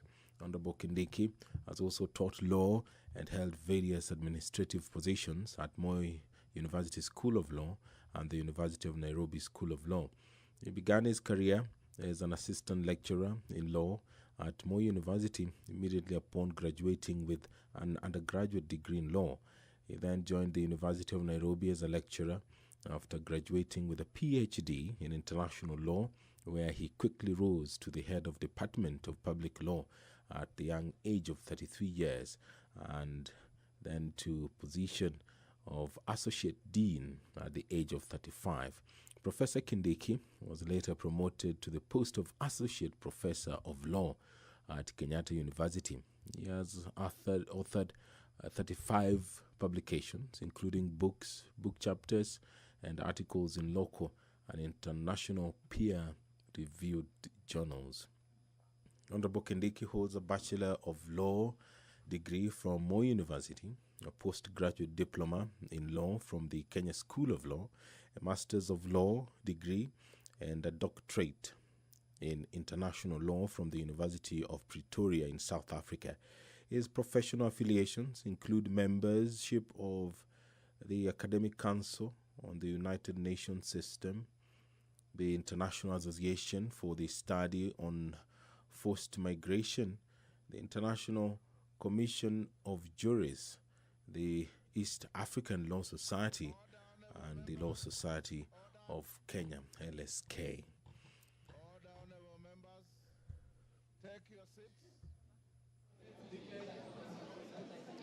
Take your seats. Sergeant, you may now draw the bar. Close the bar, sorry.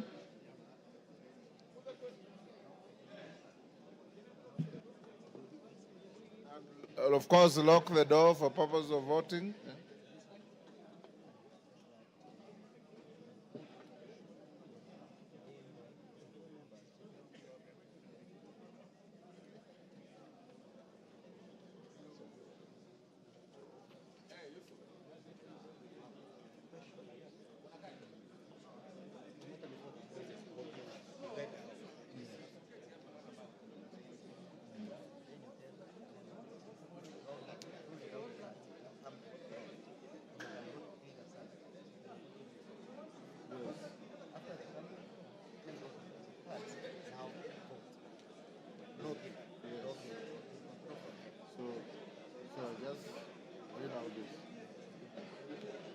Order, honorable members. Order, honorable members. Can I have a feel on how many members don't have their cards? Not many. I request respectfully members who don't have their cards to come to where civil servants sit, where they come to this house, on both sides.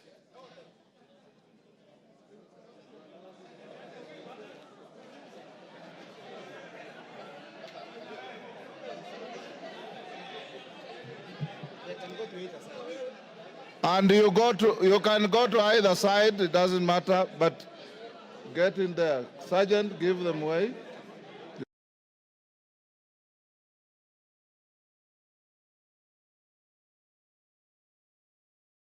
Ingia huko.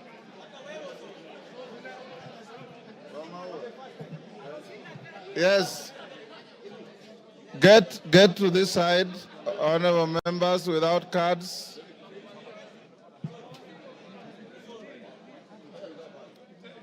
You can even spill to the back, no problem. You will be called. Catherine, if you have no card, move in. Yes.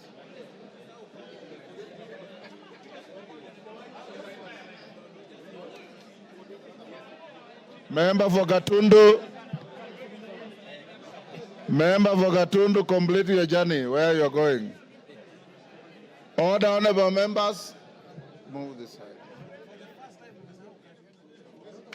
Evo Barra, you also don't have your card. Come this side. Now, honorable members, the question we are voting on is on the nomination of Professor Kithure Kindiki, EGH, to fill the vacancy in the office of the Deputy President of the Republic of Kenya. That is the question. Now log in. Take out your cards. Take out your cards. Log in.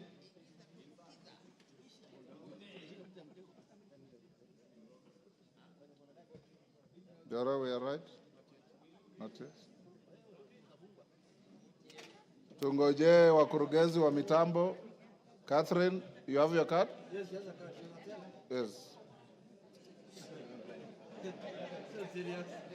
Who are the tellers? They're not tellers. Okay. Order. Katana, what is the problem?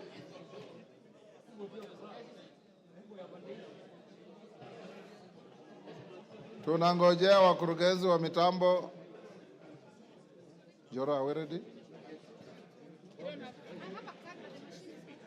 Okay. Are we? Yes. It's not work. Then you join this. Okay, members. Members who have logged in now vote.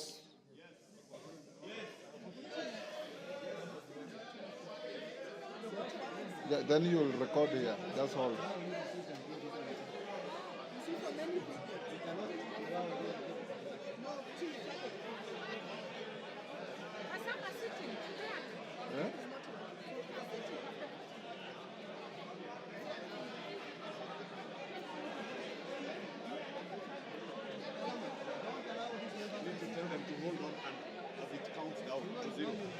Yes. Order members, don't interfere with your cards so that the system can record and count as you vote.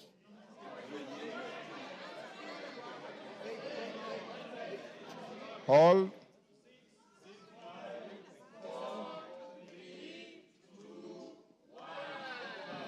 End of voting. Vote now.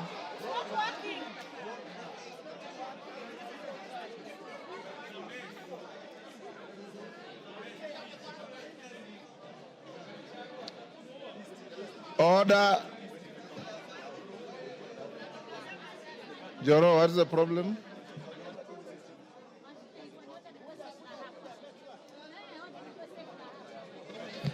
Order, members. Let's repeat. Log out. And your rules require that you vote in silence. Log out. Log in. Yes?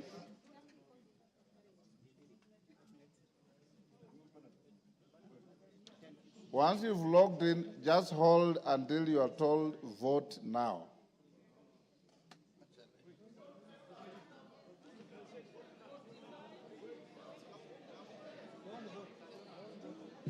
Don't vote yet.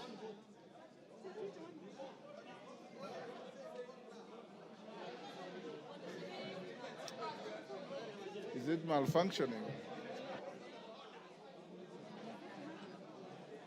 Kirui, is it malfunctioning?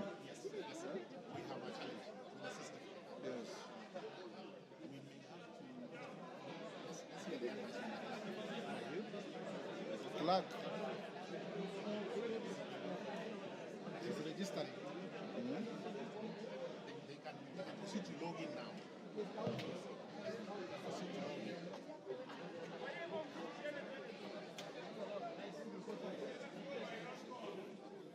Is it working?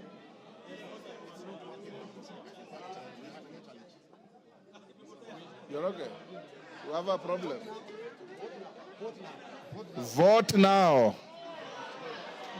Vote now.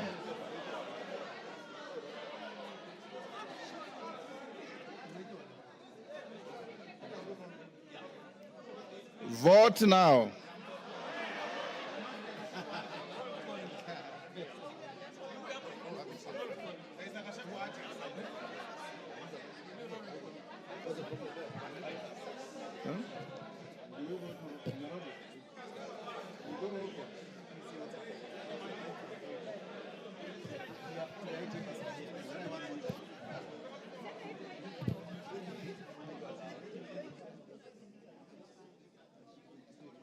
The IT man, what is the problem? Let's try one more chance. Then if it doesn't, we explore different opportunities.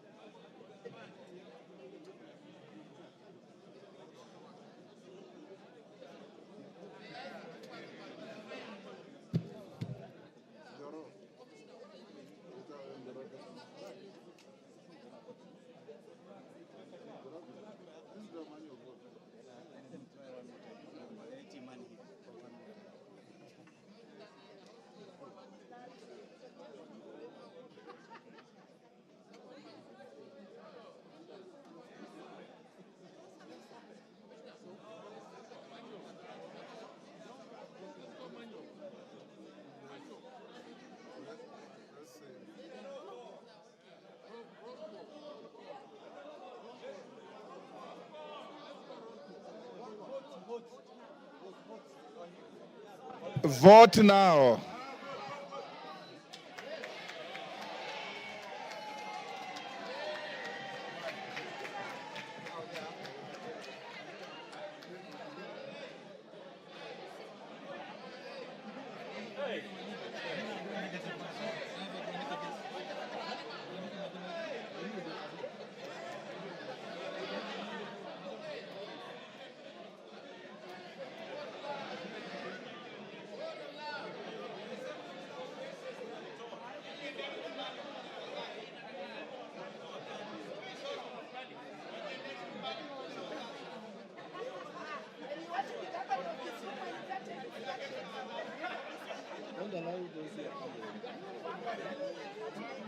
Member for Kisumu, you have voted. You remain where you are. Eh? Pardon? Yes, it's done.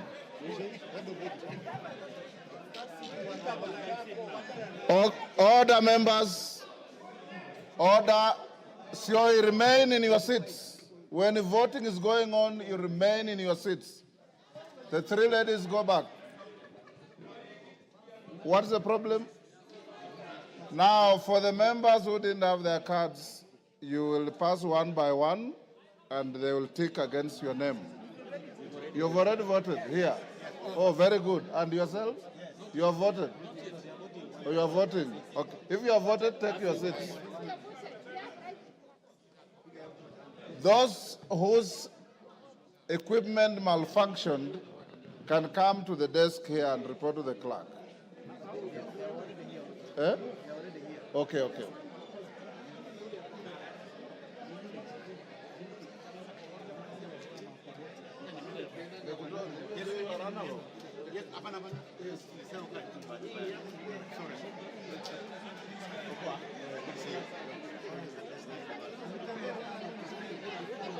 Alado.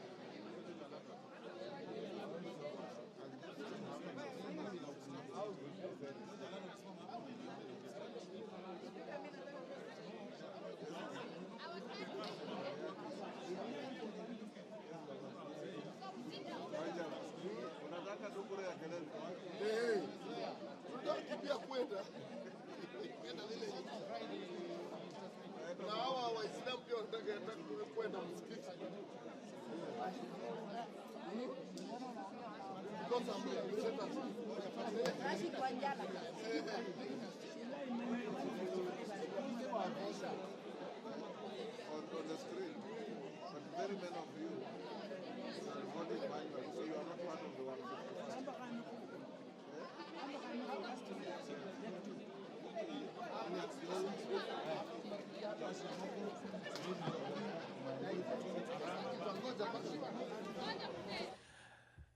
Good afternoon. You're watching live pictures from the floor of the National Assembly, where members are currently voting on the nomination of Professor Kithure Kindiki to fill the vacancy in the Deputy President's office. The professor was nominated today by the President to fill up that position, which fell vacant following the removal from office of the previous holder. And Professor Kindiki is currently serving as the Cabinet Secretary for Interior and National Administration, a role he has held since October 2022, albeit also for a small or a brief hiatus between July 11th and August 8th, 2024. The Cabinet Secretary for Interior and National Administration has served under different capacities, among them the Deputy Speaker of the Senate, the Senator for Tharaka-Nithi County, and is currently serving as the Interior Cabinet Secretary. As an advocate of the High Court of Kenya with legal experience spanning over 24 years, Professor Kindiki has consulted for various international organizations, among them WTO, that is the World Trade Organization, the African Union, the Intergovernmental Authority on Development, the United Nations, and UN specialized agencies such as the United Nations High Commissioner for Refugees and United Nations Development Program UNDP, and practiced as defense counsel at the International Criminal Court at The Hague. He has also taught law and held various administrative positions at Moi University School of Law and the University of Nairobi School of Law.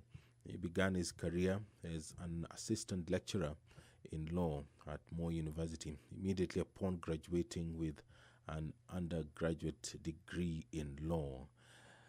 He then joined the University of Nairobi as a lecturer after graduating with a PhD in international law, where he quickly rose to the head of Department of Public Law at the age of 33 years, and then to position of Associate Dean at the age of 35.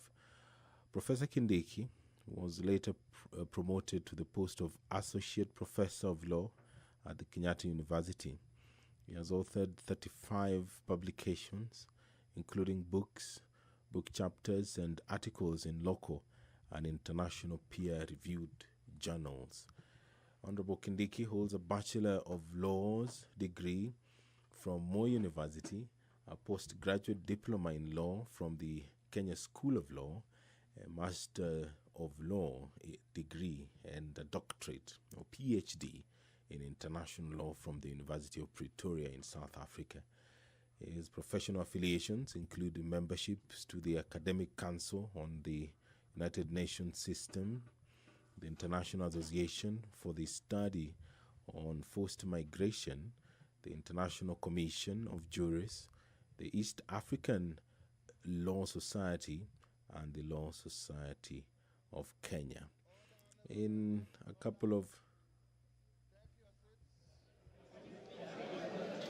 Honorable members, take your seats. Stop what you are doing, clerk. Honorable members, Hassan. Order, honorable members. Honorable members, taking the cue from the submission of Senior Counsel Tienda Molo, Whatever you do must be a record, must be impeccable, and must speak for itself.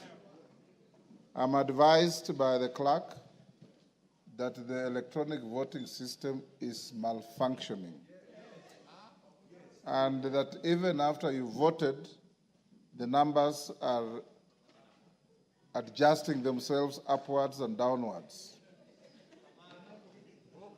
Consequently, I direct that that vote electronically is cancelled and annulled, and we'll do a roll call vote. Clerk, majority and minority leader, give me one teller each. Bukose, and who else? Bukose and Junet. Who?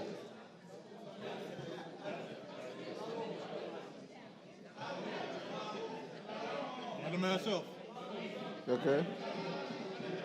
Bring to who? Zamzam. Yes. And who else? One more.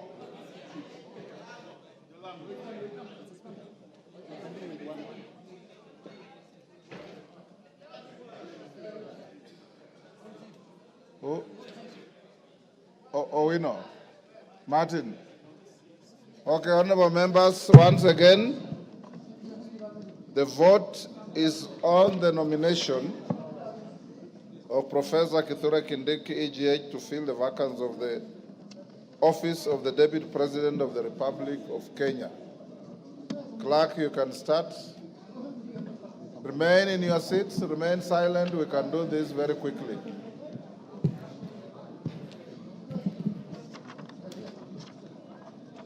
You ready? Tell us what you say.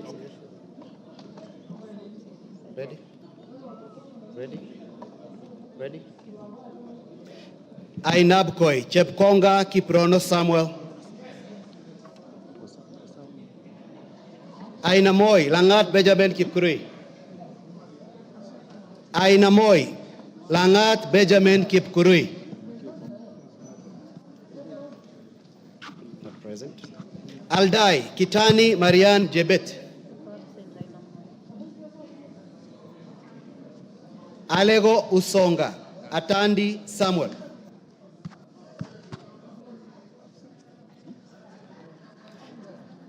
Alego Usonga, Atandi Samuel.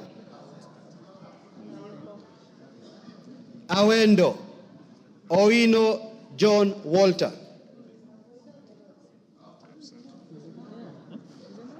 Bahati, Mrembo Irene Joki.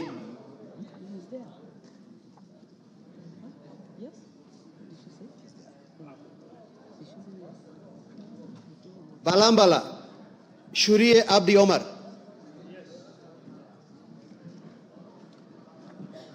Baringo County, Sergon Florence Jamatia. Baringo Central, Joshua Kandie.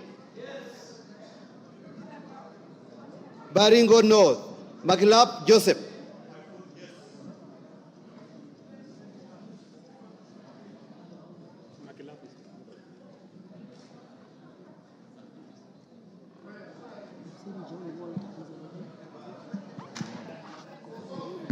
Yes.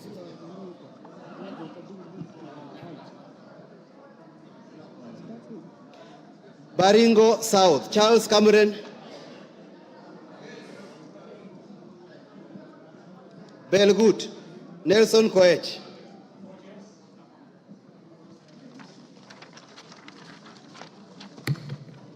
Bobasi, Innocent Obiri. Bobasi, Innocent Obiri. Bobasi, Innocent Obiri. Bamachoke Borabu, Obadia Nolfason. Barongo.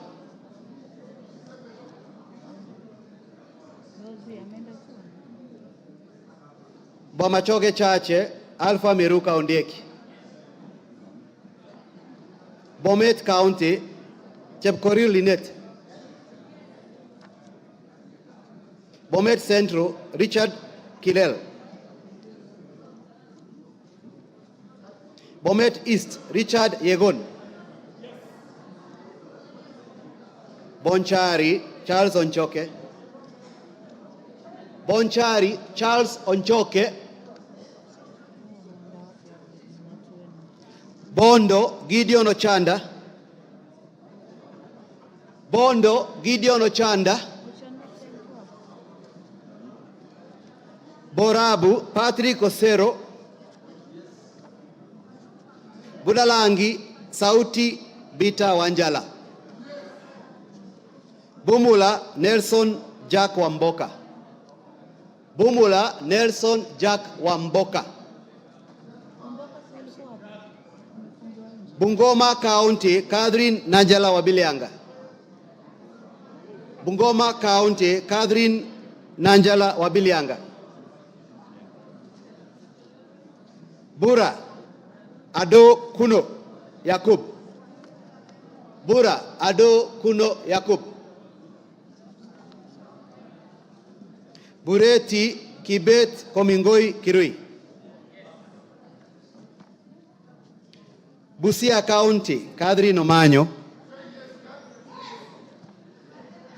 Butere Nicholas Tindi Mwale. Nicholas Tindi Mwale. Butula Joseph Oyula. Butula Joseph Oyula. Buri Muruidhania Rindikiri Mugambi. Central Imenti Moses Nguchine. Changamwe Omar Mwinyi.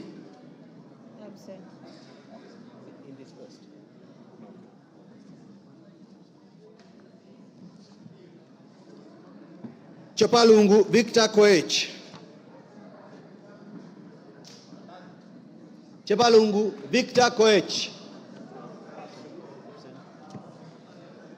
Cherangani Patrick Simiu Barasa.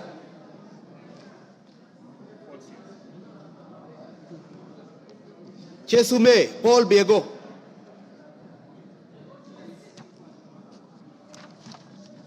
Chuka Iganga Ngombe Ntwiga Patrick.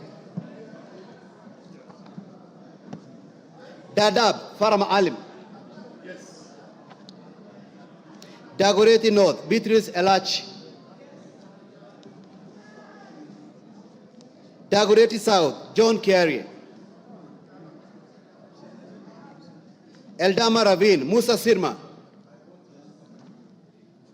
Eldas Adan Kenan. Elgeyo Marakwet County Jepto Ngelechei.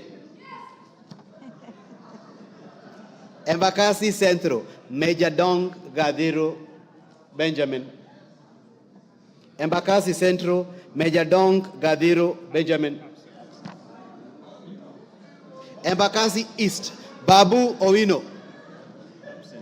Embakasi East Babu Owino. Embakasi North James Gakuya. Embakasi North James Gakuya.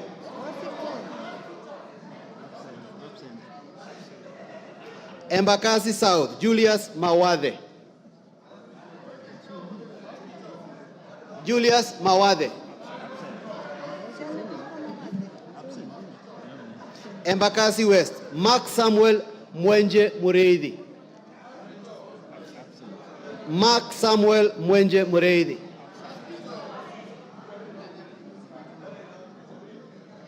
Embu County Double N Pamela Njoki. Mgwen Lelmengit Joseph Kipto. Mgwen Lelmengit Joseph Kipto. Emuhaya Omboko Milemba. Emuradikil Johanna Ngeno. Endebes Kukose Doctor. Fafi Farah Sala Yakub.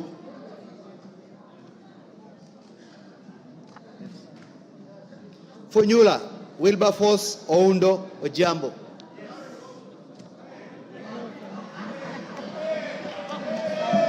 Galole Said Buya Hiribai. Galole Said Buya Hiribai. Said Poster. Ganze Kenneth Charo Tungule. Charo Kenneth Charo Tungule. Garissa County Udgon Amina.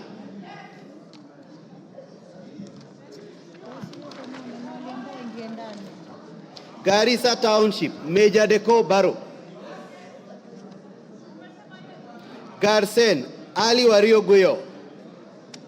Garsen Ali Wario Guyo. Katanga Mureu Wakili.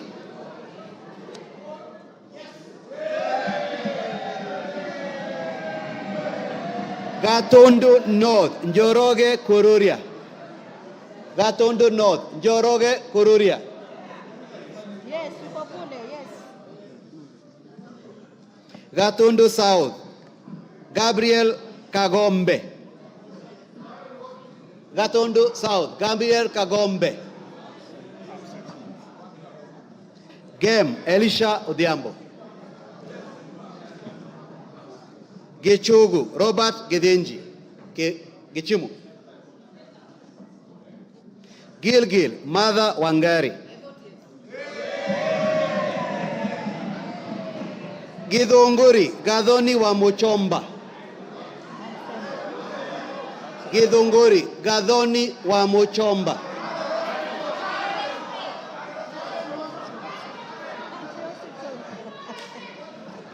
Hamisi Charles Gimose. Hamisi Charles Gimose. Homa Bay County Bensuda Joyce Otieno. Homa Bay Town George Peter Kaluma. Igembe Central Daniel Kili Karido. Igembe North Taitumu Munaiba Julius. Igembe South John Paul Mwirigi. Ijara Abdi Ali. Ikolomani Bernard Shinali Masaka. Yes. Isiolo County Mumina Bonaya. Isiolo North Joseph Samal.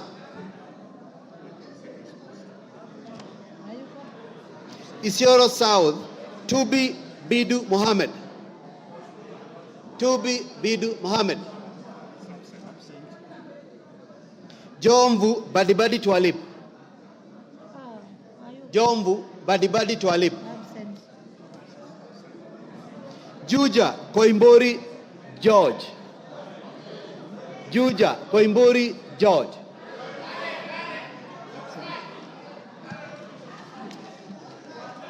Kabete Gidhua wa Mashukuru. Kabondo Kasipul Ivo Bara.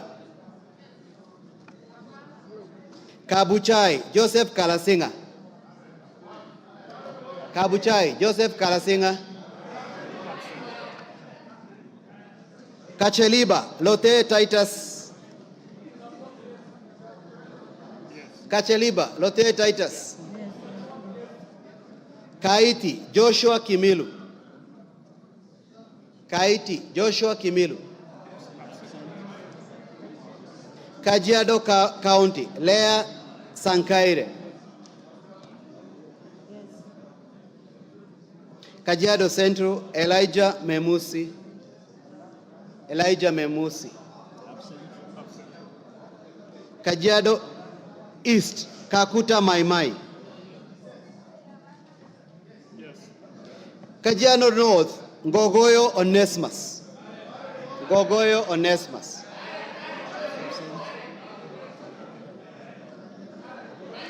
Kajiado South, Parashina Samuel Sakimba. Kajiado South, Parashina Samuel Sakimba. Kajiado West, Sunkuya George. Kakamega County, Elsie Muhanda. Kaloleni, Paul Katana. Paul Katana. Kamukonji, Abdi Yusuf. Kandara, Njogona Chege. Kandara, Njogona Chege. Kandui, John Makali.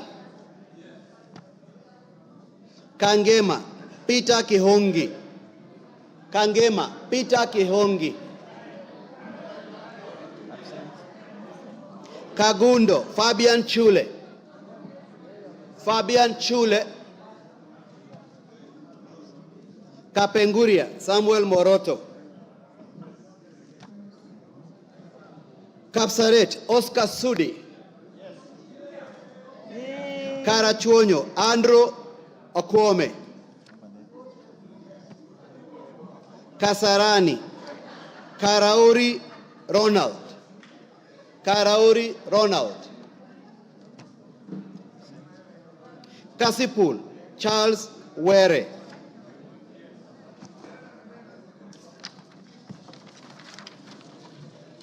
Kadhiani, Robert Mbui.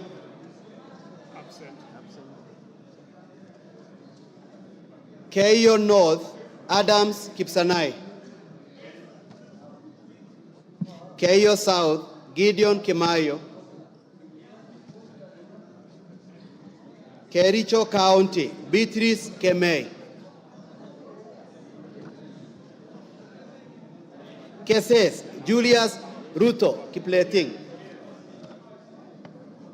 Wisero, Christopher Aseka Wangaya. Kiamba, John Jogona Kawanjiku. Kawanjiku. Kiambu, John Machua. Kiambu County, Ann Wamuratha. Kibra, Peter Orero. Kibwezi East, Jessica Mbalu. Jessica Mbalu. Kibwezi West, Mwengi Ekomas Mutuse.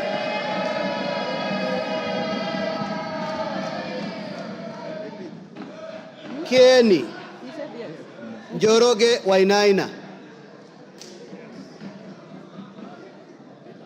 Kigumo, Joseph Munyoro.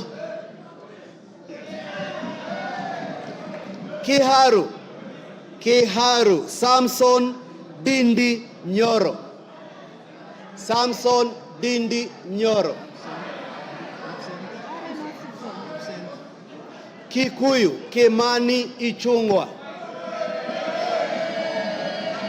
Kikuyu, Kimani Ichungwa. Kikuyu, Kimani Ichungwa.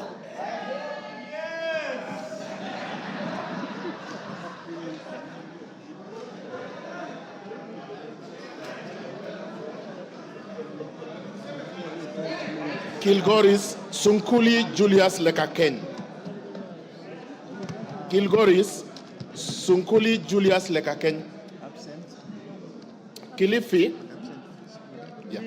Kilifi, Mwanyanje Gertrude Mbeyu. Kilifi North, Baya Owenya. Kilifi South, Kiti Richard Ken Chonga. Kilome, Thaddeus Kithuan Zambia. Kimilili Mutua Didmas Wekesa Baraza. Kiminini Bisau Morris Kakai. Kinango Rai Samuel Gonzi. Kinangop Tuku Zakari Kwenya. Kipipiri Wanjiku Mohia. I repeat, Tuku Zakari Kwenya. Thank you. Kipipiri Wanjiku Mohia. Kipkelion East Joseph Kimutai Cherorot. Kipkelion West Hilary Kiplangat Koske. Kirinyaga Jane Jerry Maina. Kirinyaga Central Joseph Gashoki Getari. Kisauni Rashid Juma Bedzimba. Kisii Donya Doris Aburi.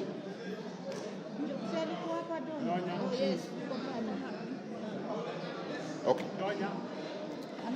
Kisumu Ruth Odiambo Odinga Busia. Kisumu Central Joshua Odongo Oron. Kisumu East Shakil Ahmed Shabir Ahmed. Kisumu West Rosa Akinyi Buyu. Kitui Irene Mudhoni Kasalu. Kitui Central Makali Benson Mulu. Kitui East Nimrod Mbithuka Mbai. Kitui Rural David Mwalika Mboni.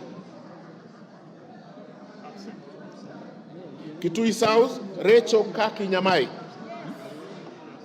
Kitui West Edith Vethi Nyenze. Kitui Chache North Nyakundi Jafeth Mokaya. Kitutu Chache South Anthony Kibagendi. Kitutu Masaba Clive Ombane Gisairo. Konoin Brighton Leonard Yegon. Kureso North Mutai Alfred Kibrono. Kureso South Please repeat. Can I repeat? Kureso North Mutai Alfred Kibrono. Thank you. Kureso South Joseph Kipkoske Tanui. Kuria East Maisori Marwa Kitayama Kemero. Kuria West Matthias Nyamabe Robi. Kwale Fatuma Hamisi Masito. Kwanza Ferdinand Kevin Wanyonyi. Lafe Abdirahman Mohammed Abdi. Lagdera Abdikadir Hussein Muhammad. Laikipia Jane Wangeshi Kagiri. Laikipia East Festus Mwangi Kionjori. Laikipia North Sarah Paulata Korere. Laikipia West Stephen Washira Karani. Laisamis Joseph Lekuton. Lamu Monica Mudhoni Marufu. Lamu East Ruwaida Mohammed Obo. Lamu West Mudamas Stanley Moirori. Langata Felix Odiwor Kode. Lari Joseph Buruka Hangara. Likoni Mishi Juma Hamisi Mboko. Likuyani Innocent Maino Mugabe. Likuyani. Okay. Limuru John Keragu Chege. Okay. Loima Protas Ewesit Akuja. Luanda Dick Maungu Oyugi. Lugari, yeah, he did. Yeah, he said yes. Okay.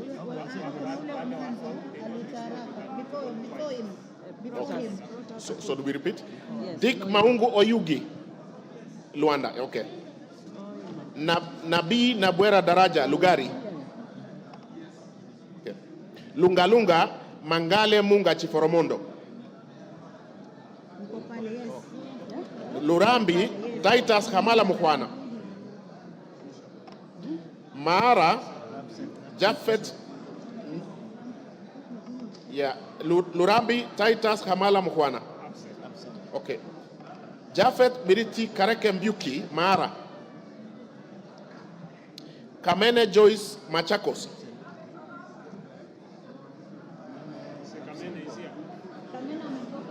Machakos Town, Caleb Mutiso Mule. Okay. Makadara, George Aladwa Omwera. Yes, Aladwa. Makueni, Susan Dunge Kiamba. Makueni, Rose Museo Mumo. Malava, Moses Malulu Injendi. Malindi, Amina Laura Mnyazi. Mandera North, Bashir Sheikh Abdullahi. Yes, we have. Mandera, Sheikh Umulkhair Kasim. Mandera East, Hussein Waitan Muhammad Abdirahman. Okay. Mandera South, Abdul Ibrahim Haro. Mandera West, Adan Haji Yusuf. Manyata, John Gitonga Mwaniki Mukunji.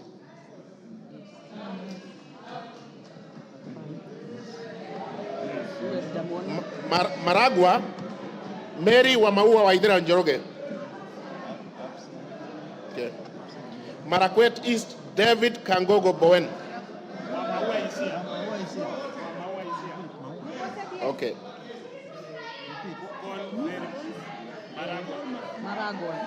Okay.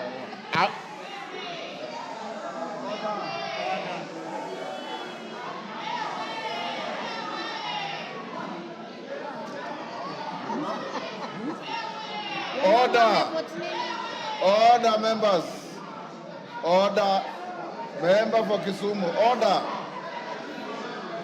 Order. Order. Order. Rosabuyu. Order. Wamaua, vote. Call Wamaua. Okay. I will move to Marakwet West. Timothy Kipchumba Toroitich.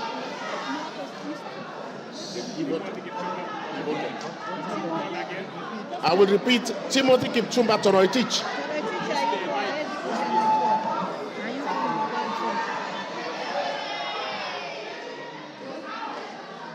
Order, Rosabu, you are out of order. Order. Obawa, just sit down. Order.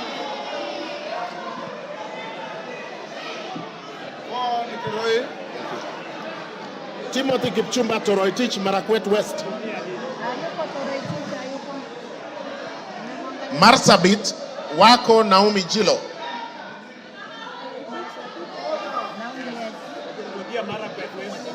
Okay, I repeat, Marakwet West. Order, Lillian Kogo. Order, Lillian. Order, Lillian Kogo. Take your seat. Take your seat. Order.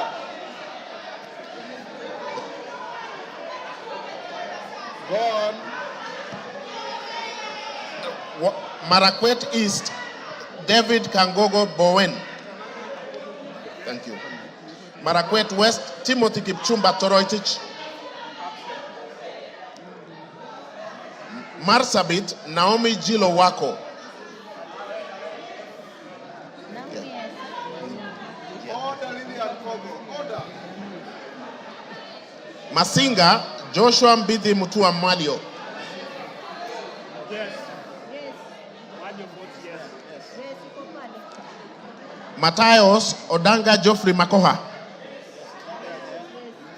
Madare Oluoch Anthony Tom. Madioya Gishuki Edwin Mugo. Madira Kahugu Eric Mwangi.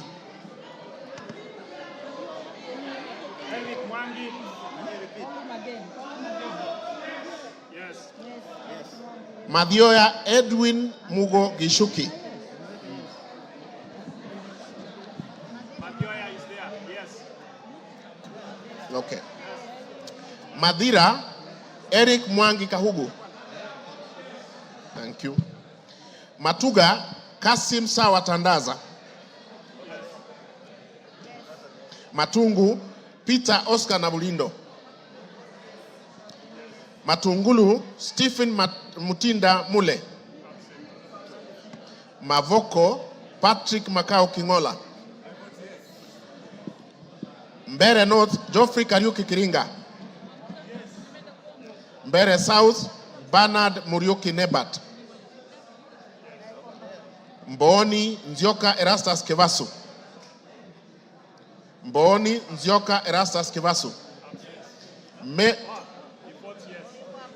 Okay. Meru Elizabeth Karambu Kailemia. Karambu Kailemia Meru. Migori Muhammad Fatuma Zainab. Mogotio Ruben Kiborek. Moiben Phyllis Chepkemo Barto. Molo Francis Kuria Kemani. Mombasa Zamzam Muhammad Chimba. Mosop Abraham Kipsang Kirwa. Moyale Guyo Wako Jalesa. Msambweni Salim Faisal Bader. Msambweni Salim Faisal Bader. Mount Elgon Fred Kapondi Chesebe. Muhoroni James Onyango Oyo. Mukurweini Kagusha John Philip Geshohi. Mumias East Peter Kalerwa Salasia. Mumias West Johnson Manya Naika. Muranga Betty Njeri Maina. Mvita Mohamed Sud Machele.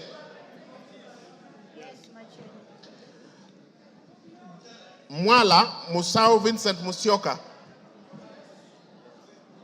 Okay. Mwatate Peter Mbogo Shake. Mwea Mary Maingi. Mwingi Central Gideon Mutemi Muliungi. Mwingi North Paul Musimi Nzengu. Mwingi West Charles Ngusi Anguna. Nairobi City Esther Mudhoni Pasaris. Naivasha Jane Wanjiru Njeri Kihara. Nakuru Liza Chepkori Chelule. Nakuru Town East David Gikaria. Nakuru Town West Samuel Arama. Nambare Mulanya Geoffrey Ekesa.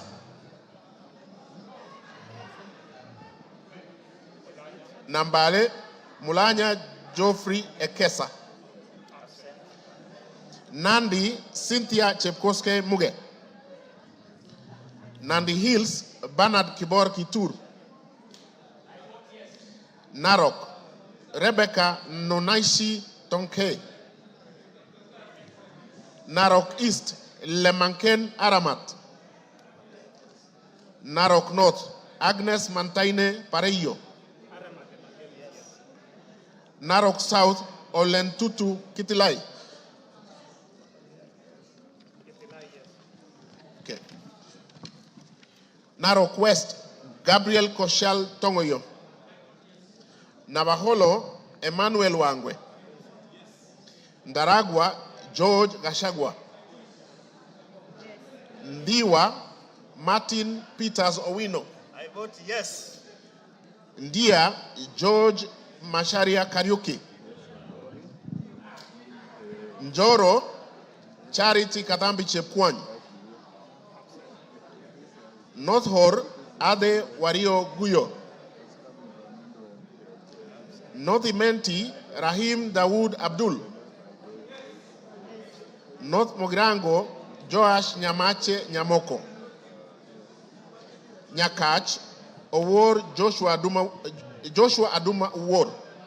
Nyakach. Nyali Muhammad Ali. Nyamira Jerusha Momanyi Mongina. Nyandarua Faith Waire Mogitau. Nyando Okelo Jared Odoyo.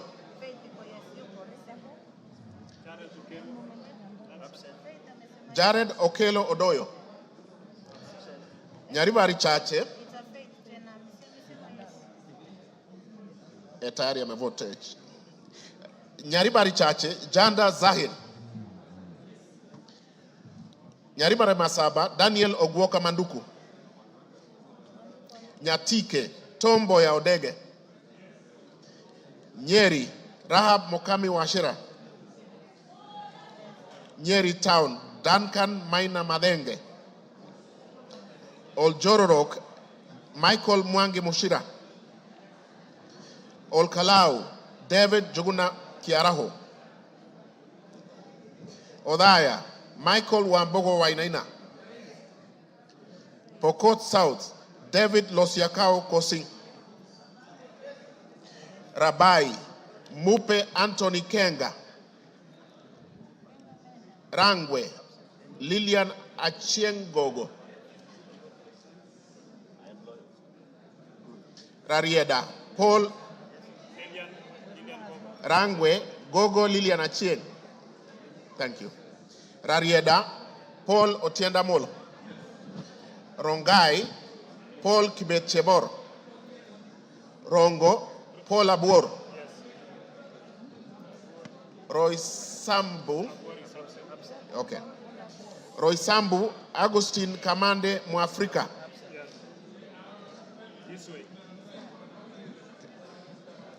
Ruaraka, Francis Kajwang Tom Joseph. Roiru, Kengara Simon Nganga. Runyenjes, Eric Muchangi Njiru Karemba. Sabatia, Sloya Clement Logova. Saboti, Caleb Amisi Luyai. Saku, Dido Ali Raso. Samburu, Pauline Lenguris. Samburu East, Jackson Lekumontare Lentoijoni. Samburu North, Dominic Eli Letipila. Samburu West, Josephine Naisula Lesuda. Seme James Wamburanyikal. Shinyalu Frederick Lusuli Ikana. Siaya Christine Ombako Dwor. Sigor Peter Lochakapong. Sigowet Soin Justice Kipsang Kemei. Sirisia John Walukekoi. Sotik Francis Kibiagon Arab Sige.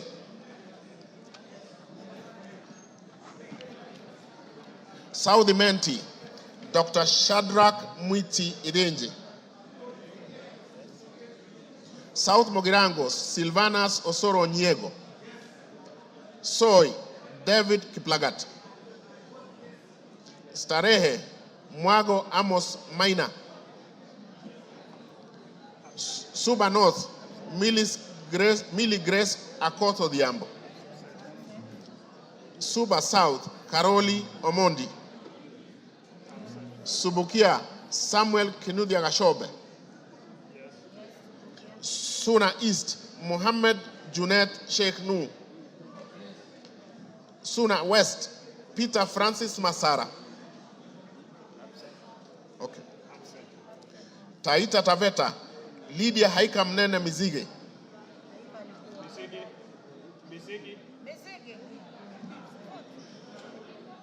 Okay. Tana River, Amina Dika Abdullahi. Tarbaj, Hussein Abdi Bare. Taveta, John Okano Bwire. Teso North, Edward Kaunya Oku. Yes. Teso South, Mary Emase Otucho. Tetu, Geoffrey Wandeto Mwangi.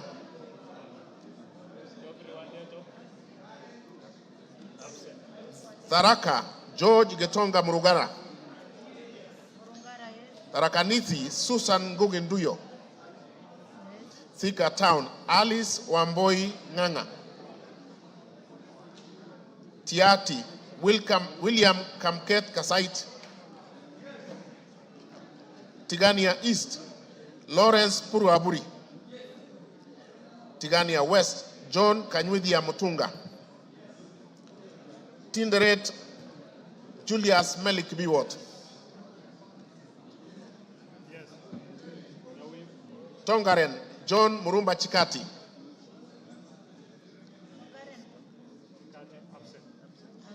Trans-Nzoia, Lillian Chebet Siyoy. Tarbo, Janet Chepkemboy Sitiene. Turkana, Cecilia Asinyen Nyetit. Turkana Central, Joseph Namuar Emathe. Turkana East, Nicholas Gikolong. Turkana North, Paul Ekwom Nabuin. Turkana South, John Ariko Namoit. Turkana West, Daniel Epuyo Nanok. Wasingishu, Gladys Jepkoske Boss. Ugenya, David Oumochieng. Uriri, Mark Ogola Nyamita. Vihiga, Kevai Ernest Ogesi Kagesi. Vihiga, Beatrice Kahai Adagala. Voi, Hamis Chome Abdi. Wajir, Fatuma Abdi Jeho. Wajir East, Aden Dawood Mohammed. Wajir North, Ibrahim Abdi Sane. Sane. Wajir South, Mohammed Aden Ado. Wajir West, Yusuf Mohammed Farah. Webuye East, Martin Pepela Wanyonyi.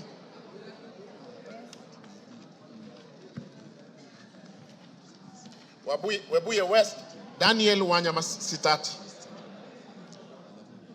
Daniel Wanyama Sitati. West Mogrango, Stephen Mogaka.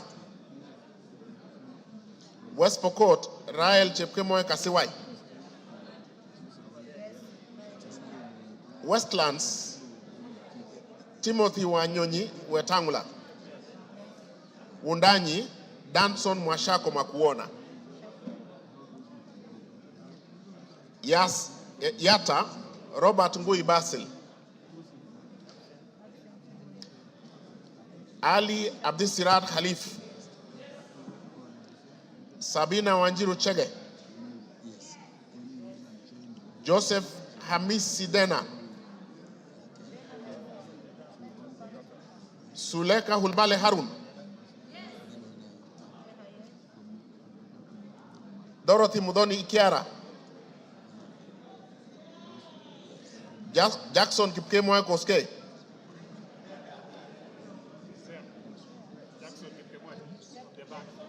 Jackson Kipkemwa Koske.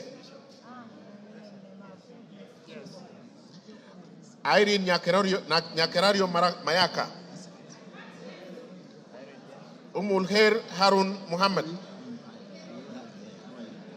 Teresia Wanjiro Mwangi, Abubakar Ahmed Talib,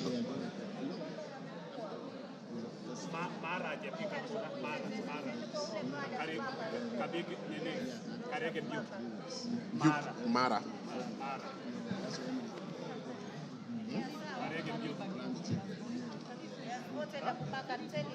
Yeah. Yes, yes. Yeah. Okay. And Amara.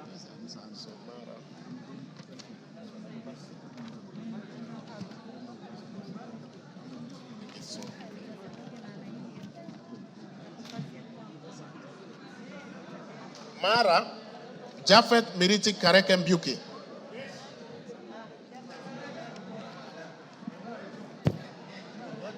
Okay, we are done. Yeah. Order, members. Is there any member who has order, Kiborek? Order. Is there any member who has not had his or her name?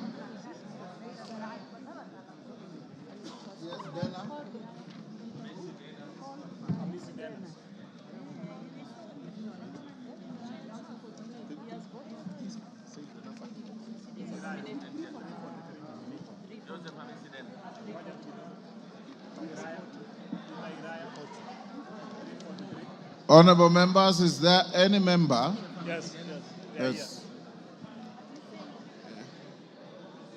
Joseph Wainaina Iraya.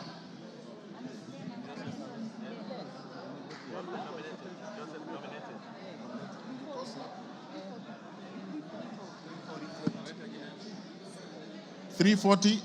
Joseph Hamisi Dana. There is a member at the back there, the nominated member.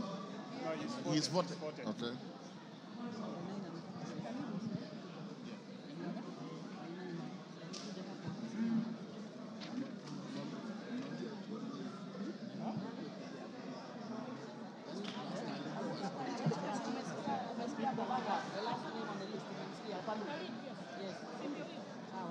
Honorable members, order, honorable members, is there any member who has not been called out on the roll call? No member.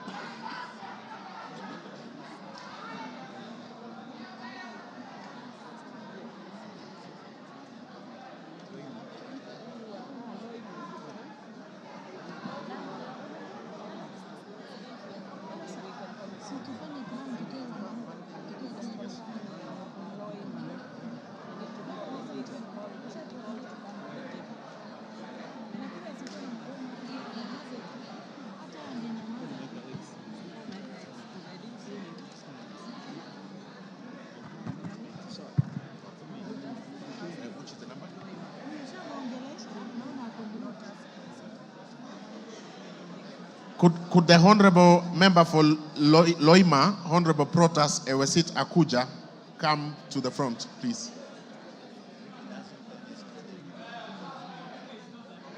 Thank you.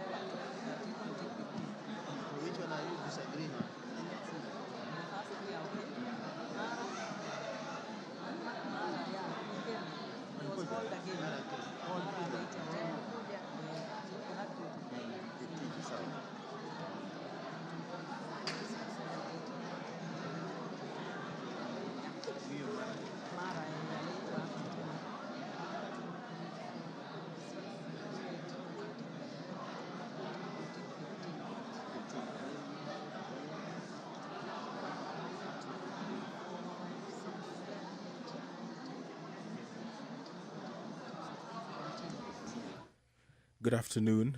The members of Parliament have been voting for the nomination of Professor Kithure Kindiki to fill the vacancy in the Deputy President's office. This voting by roll call was necessitated by the failure of the electronic system, and that roll call has been taken, and tallying of the votes is currently underway.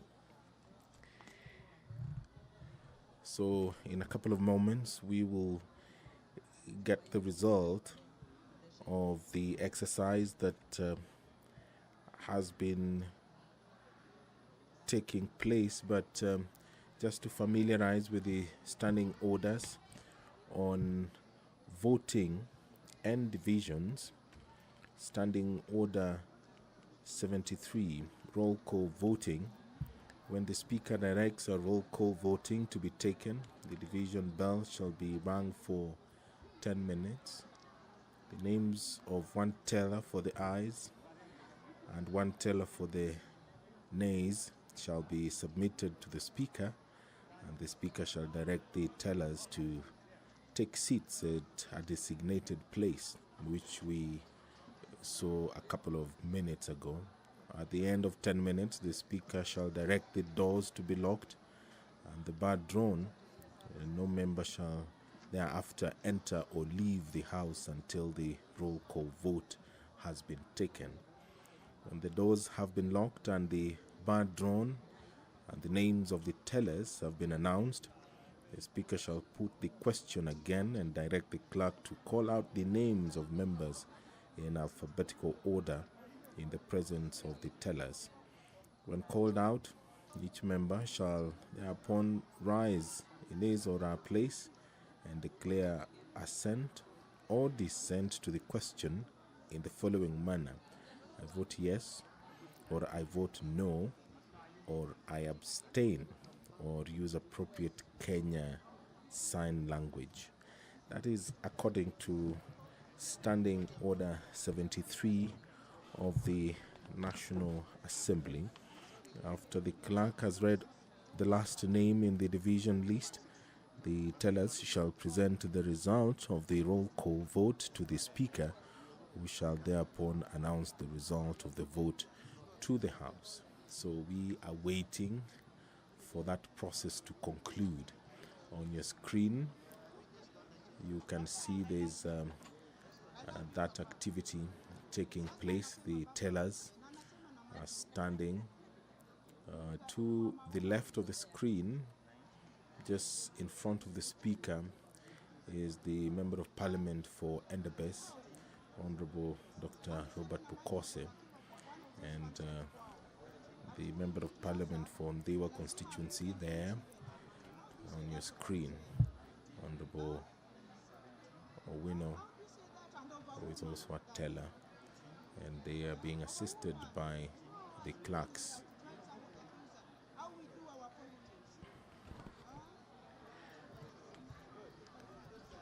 Standing Order 71 of the National Assembly talks about technical failure, confusion or error occurring, which we did see some minutes ago. In the event of a technical failure, confusion or error occurring in the course of voting, which in the opinion of the Speaker cannot otherwise be corrected, the Speaker may direct the House to another round of electronic voting or proceed to a roll call voting. And all that we have seen today during this historic exercise for the National Assembly, where they are considering the nomination of Professor Kithure Kindiki, EGH, to fill the vacancy in the Deputy President's office. The professor currently serves as the Cabinet Secretary for Interior and National Administration, a role he has held since October 2022. But there was a brief moment between July 11th, 2024 and August 8th, 2024, when His Excellency the President dissolved his cabinet. But the former senator for Tharaka Nithi County was reappointed to the very docket that he had served and is currently serving the country in that capacity as the Cabinet Secretary for Interior. We will see the decision that is taken by the National Assembly this afternoon.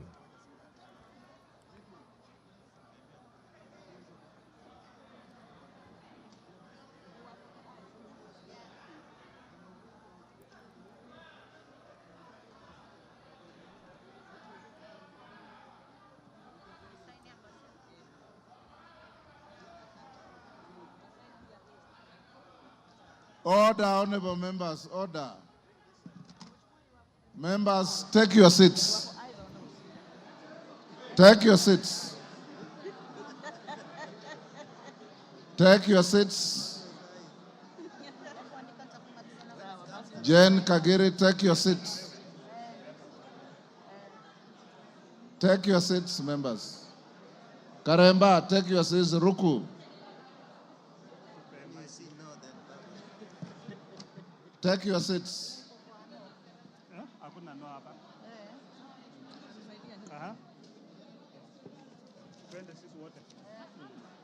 Take your seats. So which one are we using?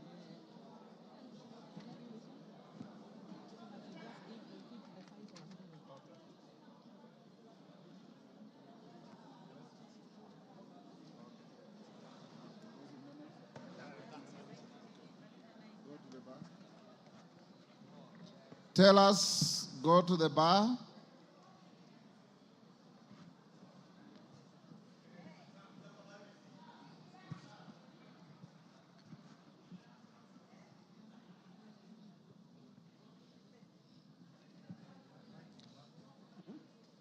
Tell us, approach the dispatch table now.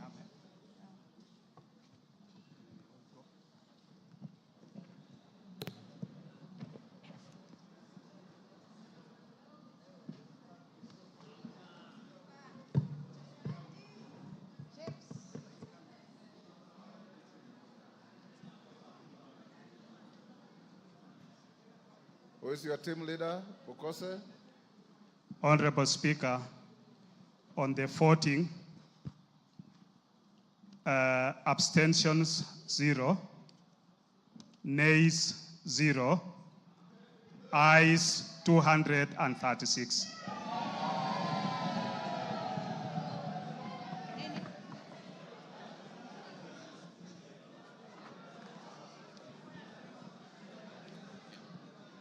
You have signed to the...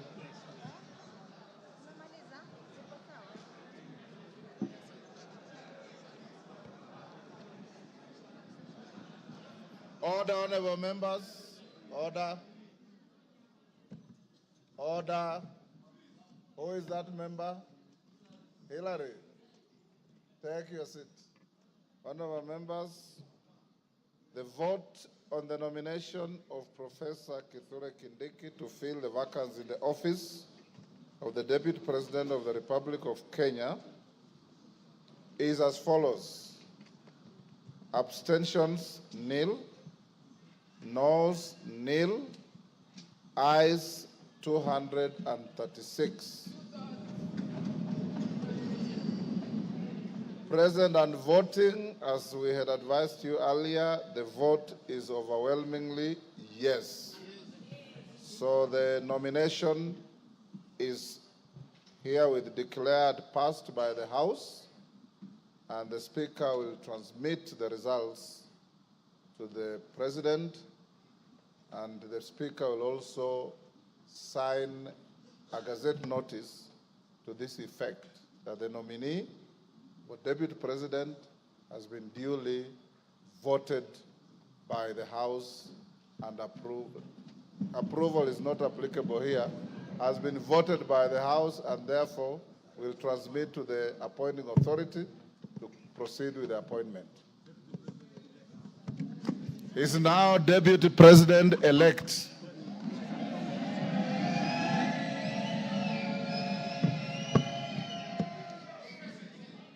Members, having finished on the issue of the Deputy President-elect, it is now 1:54 p.m.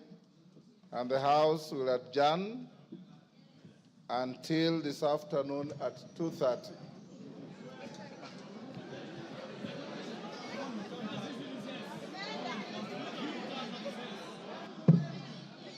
Order. If you wanted to break now, the majority leader would have approached the chair.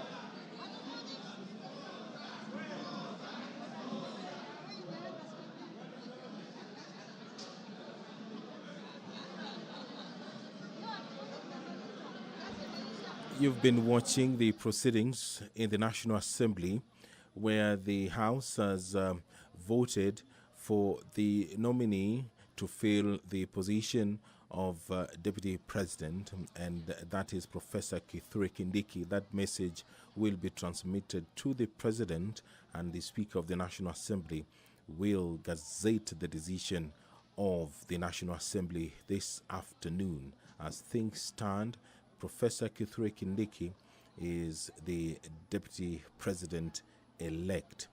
This broadcast has been brought to you by the Parliamentary Broadcasting Unit in conjunction with the Kenya Broadcasting Corporation. My name is Edward Kabasa. Good afternoon.